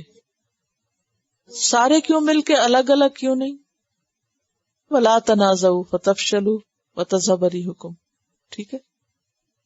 دوسرا مطلب ان سب سے، یعنی کافتن کا ایک معنی لڑنے والوں کی طرف اور ایک معنی جن سے لڑے گی. اگر دوسرا معنی ہو تو اس سے مراد وہ سارے قبائل اور لوگ جن سے تمہارے پہلے معاہدے تھے، اب وہ معاہدے ختم ہیں. یعنی اس بات کا تعلق پھر شروع کے اعلان برات سے ہی ہے. ٹھیک ہے. اور تیسرا کیا معنی لکھا ہے؟ سارے مہینوں. کافتن سے مراد کافت الشہور. اور یہ کب ہے؟ جب وہ تم سے ان مہینوں میں جنگ کریں. ان کا سوال یہ ہے کہ حرام مہینوں میں 3 تو اکٹھے ہیں، اور رجب کی کیا حیثیت ہے؟ تو بات یہ کہ رجب میں اہل عرب عمرہ کیا کرتے تھے، اور عمرے کو وہ لوگ حج اصغر کہتے تھے، اور بعض لوگ عمرے کے موقع پر بھی قربانی کے جانور ذبح کیا کرتے تھے. تو بعد میں عمرے سے تو ہٹا دی گئی یہ بات، لیکن حج کے ساتھ وابستہ رکھی گئی کیونکہ ان دنوں میں عید بھی آتی. اس کے بارے میں نبی صلی اللہ علیہ وسلم نے فرمایا جو احرام مہینے ہیں، حجۃ الوداع کے موقع پر آپ نے فرمایا تھا زمانہ گھوم گھام کر پھر اسی حالت پہ آ گیا ہے جس حالت پر اس وقت تھا جب اللہ نے آسمانوں اور زمین کی تخلیق فرمائی. سال 12 ماہ کا ہے جن میں 4 حرمت والے ہیں، 3 پے در پے، ذوالقعدہ، ذوالحجہ، محرم، اور چوتھا رجب جو جمادی الاخری اور شعبان کے درمیان ہے. اسے بخاری نے روایت کیا. وَاعْلَمُوا اور جان لو ان اللہ بے شک اللہ تعالی مع المتقین تقوی والوں کے ساتھ ہے. تقوی والوں کو اللہ کی مدد اور تائید حاصل ہے. یہاں پر تقوی والوں کا ذکر کیوں آ گیا؟ جب اللہ کا ڈر ہوگا تو ہی مہینوں کی پابندی ہوگی، اوقات کی، تاریخوں کی، اللہ کے قانون کی، اور کسی سے زیادتی انسان نہیں کرے گا اور اپنے منمانے طریقوں سے نہیں زندگی بسر کرے گا. انما النسیء بے شک نسی کا لفظ نون سین حمزہ سے ہے. نسا کا معنی ہوتا ہے وقت کو مؤخر کرنا، پوسٹ پون کرنا. جیسے نسأت المرأۃ کہتے ہیں عربی میں عورت کے حیض کا وقت گزرنا، یعنی اگر وقت پر پیریڈز نہیں ہوئے اور تاخیر ہو گئی تو اس کے لیے بھی نسأ کا لفظ آیا. اب آپ کہیں گے یہ قصہ آپ بیچ میں کیوں کر رہی ہیں؟ اس سے آپ کو بات جلدی سمجھ آئے گی کہ نسأ کیا ہے. یعنی وقت پر کسی کام کے ہونے کی بجائے اس کا دیر سے کرنا، بعد میں کرنا، تاخیر کرنا. لیکن شریعت میں یا شرعی معنوں میں نسی کیا ہے؟ ماہ حرام کو حلال کرنا، یعنی حرام مہینے کو پوسٹ پون کر دینا. عربوں کے ہاں جب سرکشی بڑھی، یعنی یہ جو حرمت تھی یہ بہت ابتدا سے تھی کہ ان مہینوں میں جنگ نہیں کرنا. ان کے ہاں جب سرکشی بڑھی تو یہ کسی حد پہ رکتے نہیں تھے. اب انہیں اپنی لڑائی کے لیے وقت چاہیے تھا. اب جب مثلاً یہ لڑ رہے ہیں اور لڑتے لڑتے آگے آ گیا محرم، آگے آ گیا رجب، اب آپ کو جنگ بند کرنا ہے. اب ان کا تو ابھی دل نہیں بھرا لڑ لڑ کے. اب کیا کریں؟ اب یہ کرتے تھے کہ اس مہینے کو حلال کر لیتے اور کہتے کہ یہ حرمت والا مہینہ ہم کسی اور وقت میں پورا کر لیں گے. مؤخر کر دیتے اس کو، اس تاریخ یا اس وقت پر لانے کی بجائے پوسٹ پون کر دیتے. یہ نسی کہلاتا تھا. ٹھیک ہے. اور عام طور پر ان کا جو شیخ المشائخ ہوتا تھا وہ حج کے موقع پر اعلان کرتا تھا 30 ذی الحج کو کہ ہم اس سال محرم 3 ماہ بعد کریں گے مثلا، اور اس کو سفر کنسیڈر کریں گے. اور اس کے لیے پھر کیا ہوتا تھا کہ وہ حج کا موقع ایسا موقع ہوتا تھا جس میں ایسے اعلان کیے جاتے جب سب کو علل اعلان پتا ہوتا کہ جنگ جائز ہو گئی ہے، لہذا جو جو قبیلے وہاں سے حج کر کے جا رہے ہیں وہ جاتے ہی لڑائی کر سکیں. تو اس رسم کو کفر میں زیادتی کہا گیا کہ یہ تم نے اللہ کے قانون کو اور فطرت کے ایک طریقے کو اپنے ہاتھ میں لے لیا اور وقت میں اور مہینوں میں بھی تبدیلی کرنے لگے اپنے مرضی کی. فرمایا کہ انما النسیء بے شک نسی، یعنی نسی کا جو قانون ہے یا رواج ہے یا طریقہ ہے، یہ ایک ٹرم ہے نسی. تو اس کو عموماً ترجمہ نہیں کر سکتے. یعنی بات کرتے ہوئے ہم یہ نہیں کہیں گے بے شک مہینوں کو مؤخر کرنا. سمجھانے کے لیے تو ٹھیک ہے، ورنہ نسی کو نسی ہی بولیں گے. یہ نسا ہے، یہاں نون سین حمزہ ہے. دعا بھی دیتے تھے نسا اللہ اجلک، اللہ تمہاری موت کا وقت مؤخر کر دے، یعنی لمبی زندگی دے تمہیں. تو یہ نون سین حمزہ ہے، نسا ہے. بے شک نسی زیادتن فی الکفر، کفر میں زیادتی ہے. زیادہ کا کیا معنی ہوتا ہے؟ زیادتی، زیادہ ہونا. اردو میں کتنا استعمال ہوتا ہے زیادہ؟ وہی زیادہ ہے، یعنی زیادہ کفر ہے اور زیادہ کفر ہے. یدلو گمراہ کیے جاتے ہیں، بہی ساتھ اس کے، کس کے؟ نسی کے. کون؟ الذین کفروا، وہ لوگ جنہوں نے کفر کیا. یحلونہ، وہ حلال ٹھہراتے ہیں اس کو. آمن، ایک سال. آمن کس سے ہے؟ عومن سے. اور عومن کس کو کہتے ہیں؟ تیرنے کو، سال کے معنوں میں ہے. حلال ٹھہراتے ہیں اس کو 1 سال، یعنی کسی ایک مہینے کو 1 سال کیا کرتے ہیں؟ حلال کر لیتے ہیں. وَيُحَرِّمُونَهُ عَامًا، اور حرام کر لیتے ہیں 1 سال اس کو.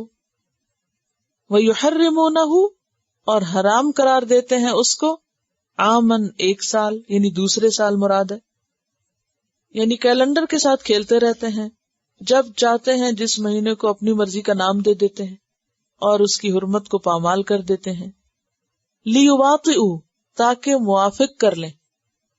یواطے کا لفظ جو ہے واو توئے حمزہ سے، وطئن، درست کرنا اور برابر کرنے کے معنوں میں، موافقت پیدا کر لیں. اصل میں وطا کا مطلب ہوتا ہے لتاڑنا. موطا امام مالک آپ نے لفظ سنا ہوگا. 40 سال لگے تھے انہیں یہ کتاب لکھنے میں، 40 years. اب یہ کتاب تو لتاڑی ہوئی پاؤں سے تو نہیں ہے، لیکن مراد اس سے کیا ہے؟ بہت زیادہ اس میں ریسرچ کی گئی ہے، بہت زیادہ اس کے اندر بار بار چیزیں اٹھائی گئیں، دیکھی گئیں، غور و فکر کیا گیا، اور اس کے بعد یہ سامنے لائی گئی. بعد کے ادوار میں جب لوگ کتاب بن گئی، چھپ گئی، تو لوگ آتے اور اپنے استاد سے 40 دن میں پڑھ کے چلے جاتے. امام مالک سے تو کہتے کہ یہ وہ کتاب ہے جسے لکھنے میں مجھے 40 سال لگے اور تم اسے 40 دن میں لے لیتے ہو. تو بعض چیزیں کر کر کے کرنے سے آتی ہیں، لیکن وہ جب تیار ہو جاتی ہیں، ایک پروڈکٹ دیکھیے آپ، کوئی سافٹ ویئر بنتا ہے تو کتنے سال بعض اوقات لگ جاتے ہیں ایک چیز کو لانے میں، لیکن جب وہ بن جاتا ہے تو پھر اس کے بعد جیسے چاہیں استعمال کریں، یعنی اب سب کے لیے آسانی ہو جاتی. مجھے اس موقع پہ ایک بات یاد آ گئی.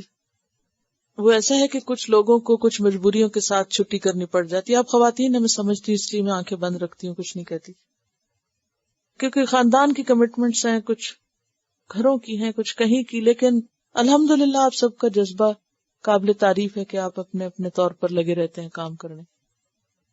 بس ایک ریکویسٹ ہے میری کہ قرآن اس طرح پڑھیں کہ اس کا کوئی حصہ بھی سمجھنے سے رہ نہ جائے، پورا سمجھ میں ایک دفعہ ہے. اگر کسی بیماری، عذر، مجبوری کی وجہ سے کوئی چیز رہ جاتی ہے نہ چاہتے ہوئے بھی، تو اس کو دوسرے وقت میں دوسرے طریقے سے پورا ضرور کریں، خیانت نہ کریں اس میں. اب اس میں ایسا ہے کہ تعلیم القرآن کا جو یہ جس پیٹرن پہ میں اس دفعہ پڑھا رہی ہوں نا، آیات کے نمبر کے حساب سے، اسی پیٹرن پر CDs تیار ہوگی MP3 کی.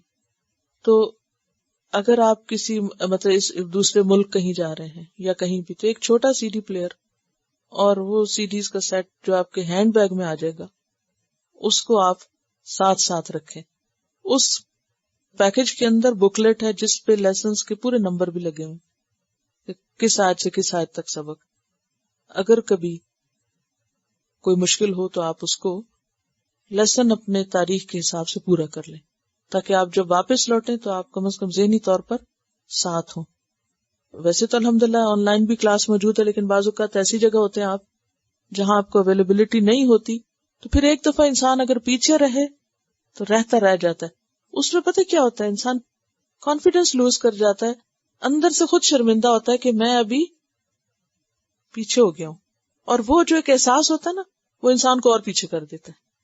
تو میں نہیں چاہتی کہ وہ احساس آپ کے اندر ہے. ویسے تو یہ کہ اب دیکھیں نا، ہر کام کے کرنے کے درجے ہیں، کرنا تو کام اللہ کا اعلیٰ درجے پہ کرنا چاہیے کہ کوئی ایک چھٹی نہ ہو، ٹارگٹ تو یہی ہونا چاہیے. لیکن کسی مجبوری سے اگر رہ گئی کوئی چیز تو پھر اس کو سیکنڈ لیول پر کر لیں، تھرڈ پر نہ آئے کہ کرنے سے ہی رہ جائے. لیکن اس کا یہ مطلب کہ میں حل بتا رہی ہوں کہ اچھا اب آپ آرام فرمائیں اور کہیں کہ جب گھر میں بیٹھ کے کچھ کر لیتے ہیں. تو اس میں کافی عرصہ لگا اس کو تیار کرنے میں، لیکن اب سب کے لیے سہولت ہوگی انشاءاللہ، کیونکہ کیسٹس کا پورا باکس اٹھا کے کہیں بھی لے جانا، لگیج بڑھانا بہت مشکل کام ہے. لِيُوَاطِئُوا عِدَّةَ مَا حَرَّمَ اللَّهُ، تاکہ موافق کر لیں گنتی کو جو اللہ نے حرام قرار دی. یعنی جس چیز کو، جن مہینوں کو اللہ نے حرام قرار دیا، ان کی گنتی ضرور پوری کر لیں. یعنی یہ بڑا وہ احسان کرتے تھے کہ بالکل کھا نہیں جاتے تھے حرام مہینے کو، بعد میں حرام مہینہ منا لیتے تھے اور گنتی پوری کر لیتے تھے. فَيُحِلُّوا، پھر حلال کر لیں، مَا حَرَّمَ اللَّهُ، جو اللہ نے حرام کیا. کیا حرام کیا؟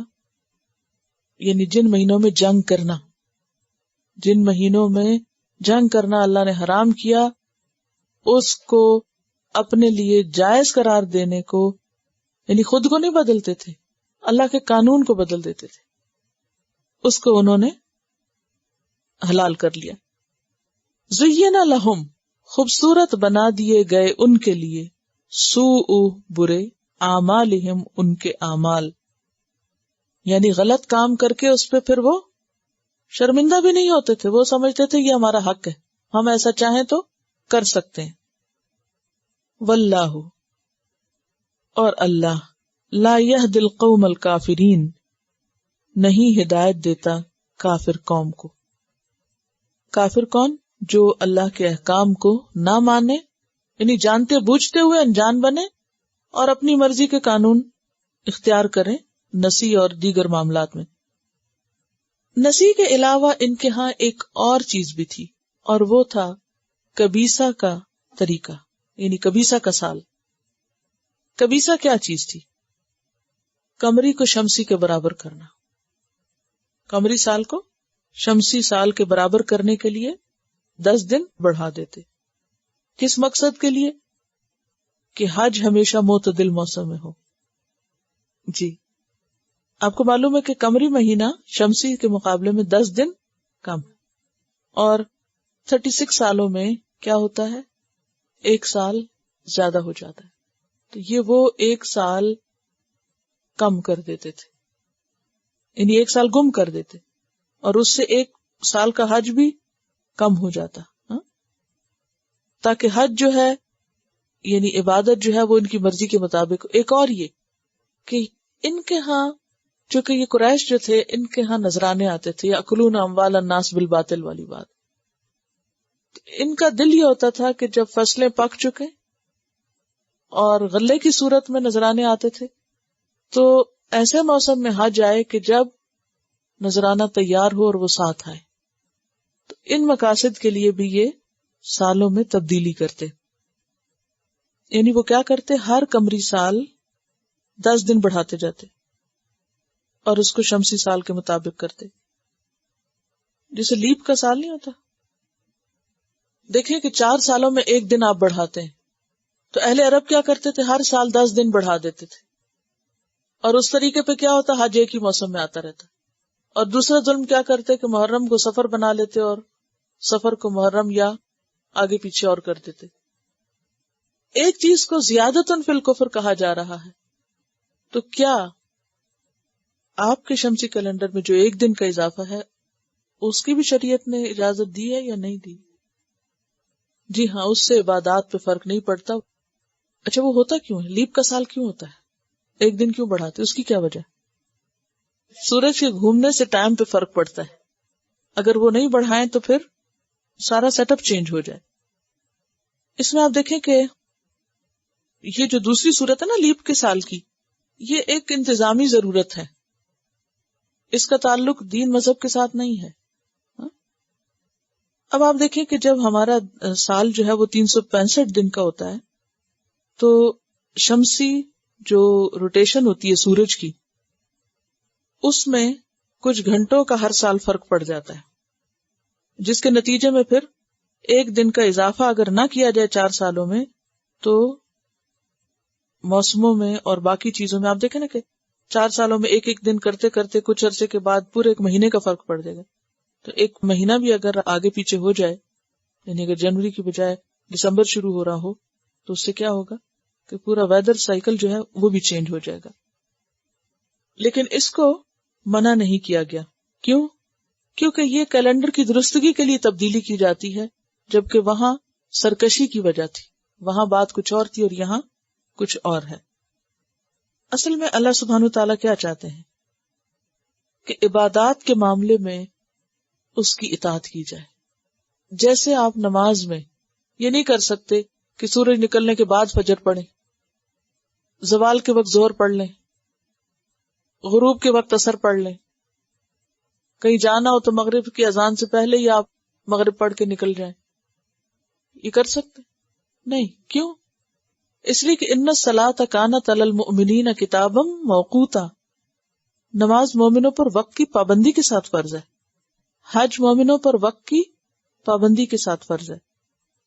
اسی طرح رمضان بھی وقت کی پابندی کے ساتھ ہے. نبی صلی اللہ علیہ وسلم نے جب حج کیا تو وہ حج اپنی اصل تاریخ پر ہوا تھا. اس سے پہلے انہوں نے اتنی تبدیلیاں کر دی تھیں کہ لوگوں کو یہ تک نہیں پتا تھا کہ ذو الحج کا اصل مہینہ کون سا ہے. اب آپ دیکھیں کہ اگر آپ ذو الحج کی 9 کی بجائے 10 تاریخ کو عرفہ جائیں تو کیا ہوگا؟ حج نہیں ہوگا. چاہے سب کچھ کریں، احرام پہنے، سب ریچولز ادا کریں، لیکن اگر آپ نے اس دن کی پابندی نہیں کی اور اس دن میں بھی زوال کے بعد آپ وہاں نہیں ٹھہرے تو آپ کا حج نہیں ہے. تو اس ٹائم کی پابندی کا تعلق آپ کی عبادت سے ہے. اسی طرح اس کیلنڈر کو اسی طریقے پر رکھنا عبادت کا حصہ ہے. نبی صلی اللہ علیہ وسلم نے حجۃ الوداع کے موقع پر جب لوگوں کو خطبہ دیا تھا تو آپ کو معلوم ہے کہ آپ نے کیا فرمایا تھا؟ لوگوں یہ کون سا دن ہے؟ لوگ خاموش رہے کہ معلوم نہیں کہ آپ اس کا نام کچھ اور رکھنے والے. لوگوں یہ کون سا مہینہ ہے؟ تو پھر آپ نے اس کو اصل پر لا کے بتایا کہ یہ یعنی ذو الحج کا مہینہ ہے اور حج کا دن ہے. تو اس کے بارے میں آپ نے یہ فرمایا کہ زمانہ گھوم گھام کے یعنی جتنی بھی لوگوں نے تبدیلیاں کی اپنی اصل حالت پہ آ گئے. جو اللہ کی کتاب میں حج کے لیے اصل وقت مقرر کر دیا گیا ہے، میں یعنی مطلب یہ تھا کہ اسی دن تمہیں حج کروا رہا ہوں. اور یہ ایک بہت بڑی اصلاح تھی جو آپ صلی اللہ علیہ وسلم نے کی. مشرکین نے جہاں اور بہت کچھ زیادتیاں کی تھی دین میں، تبدیلیاں، نہ صرف یہ کہ کتابیں بدلی گئیں بلکہ تاریخیں بھی بدل دی گئیں، ہر طرف فساد. تو آپ صلی اللہ علیہ وسلم نے اللہ کے اس ایک فطری قانون میں اللہ کی مرضی کے مطابق اصل چیز لوگوں کو دکھا دی. اور آپ نے فرمایا جس حالت پر وہ اس وقت تھا، زمانہ گھوم گھام کے اپنی اسی حالت پہ آ گیا جس حالت پہ اس وقت تھا جب اللہ نے آسمان و زمین کی تخلیق فرمائی تھی. تو اس وقت سال شروع ہوا، جس مہینے کو اللہ نے اس وقت جو قرار دیا آج وہ اسی کے مطابق ہے، اور اس میں حرمت والے مہینے بھی اور باقی چیزیں. اموال الناس بالباطل، اس کی میں موجودہ دور میں ایک مثال چھوٹی سی آپ کو دیتی ہوں. یہ اس وقت میرے ہاتھ میں ایک کاغذ ہے جس پہ اسٹیمپڈ فتویٰ ہے. یہ ٹھیک ہے، فتویٰ میں پڑھ کے آپ کو سناتی ہوں. یہ میری ایک بہت ہی اچھی شاگرد ہیں، یہ کوئی من گھڑت چیز نہیں، یعنی فرسٹ ہینڈ انفارمیشن وہ میرے پاس لے کر آئی تھی. آج کل پڑھا بھی نہیں ہے کراچی میں. ان کے سسر کا انتقال ہوا تو ان کے سسر نے نمازیں نہیں کبھی پڑھی تھی، بس لا علمی کی بات. تو وہ کسی کے پاس گئے اور ان سے انہوں نے پوچھا کہ آپ جناب عالی کی خدمت میں ایک مسئلہ ہے، مسئلہ پیش کرتا ہوں. آپ جناب عالی سے مؤدبانہ درخواست ہے کہ اس سوال کو قرآن و حدیث اور فقہ حنفی کے روشنی میں جواب عطا فرمائیں. سوال ہے، ایک شخص نے 50 سال کی نمازوں کو قضا کیا. اب اگر اس کے وارث اس کا کفارہ دے تو شریعت کے اندر اس کی کتنی مقدار ہوگی؟ اور یہ بھی فرمائیں کہ کیا کفارہ دینے سے ان کی بخشش ہو جائے گی؟ جواب، مسئلہ مذکورہ میں ہر نماز کے بدلے میں وما فدیہ صدقہ فطر کی تعداد دینا پڑے گا. فدیہ کے بعد امید ہے کہ اللہ تعالی ترک نماز کا گناہ معاف فرما کر بخش دیں گے. ایک نماز کا فدیہ 25 روپے ہے. اس حساب سے ایک دن کی 5 نمازیں اور وطر ملا کر 150 روپے یومیہ بنیں گے. سال میں دن 363 ہیں. کل دن 50 سال کے 18,150 ہیں. کل فدیہ 27,22,000 اور 500 روپے بنتا ہے. عید الفطر اور عید الاضحیٰ نہیں پڑی تو اس کا فدیہ 1,250 بنتا ہے. تو کل فدیہ 27,22,000 اور 500 روپے بنتا ہے. یہ وارث دے دیں. اللہ تعالیٰ ہم سب پہ رحم کرے. لیکن ایکچولی شاید آپ کو معلوم ہو کہ قضا نمازوں کے اوپر جو بہت زیادہ یعنی کہ انسان اپنی زندگی میں اگر نماز خود نہ پڑھے تو کسی سے نہیں پڑھوا سکتا، تو مرنے کے بعد صرف پیسوں سے کیسے بات چلے گی، اور وہ بھی وارثوں کے حق میں سے. دا مومنٹ آپ فوت ہوتے ہیں نا، تو وہ مال آپ کا نہیں رہتا اور وارثوں کا ہو جاتا ہے. تو اس میں سے زیادہ سے زیادہ یہ کہ آپ کا قرض ادا ہوگا اور وصیت. یہی آتا نا قرآن میں، من بعد وصیت توصون بہا او دین غیر مدار. لیکن فدیہ کون سی جگہ سے آتا ہے؟ یہ نمازوں کا فدیہ قرض سمجھتے ہوں گے، لیکن کہیں بھی نماز کا کفارہ مال سے نہیں ہے. بہرحال دیکھیے کہ ہر علاقے کا اپنا مطلع ہے. جیسے رمضان میں نے یہ بات واضح کی تھی، اسی اعتبار سے ابھی یہ بات بھی سمجھیے کہ ہر علاقے کا اپنا مطلع ہے. ٹھیک، مطلع سے کیا مراد ہے کہ جب وہاں چاند نظر آئے گا اس اعتبار سے وہ عبادت ہوگی. کیونکہ حج یہاں نہیں ہوتا نا، حج جہاں ہوتا ہے تو وہیں کے چاند کا اعتبار ہوگا وہاں کے لیے. اور یہاں کے لیے اگر روزہ وغیرہ رکھنا ہے تو جس دن یہاں چاند کے نکلنے کے اعتبار سے بنے گا دن، اس دن روزہ رکھنا ہوگا. ٹھیک ہے، چلیے. سبحانک اللہم و بحمدک نشہد ان لا الہ الا انت نستغفرک و نتوب الیک. السلام علیکم و رحمۃ اللہ وبرکاتہ.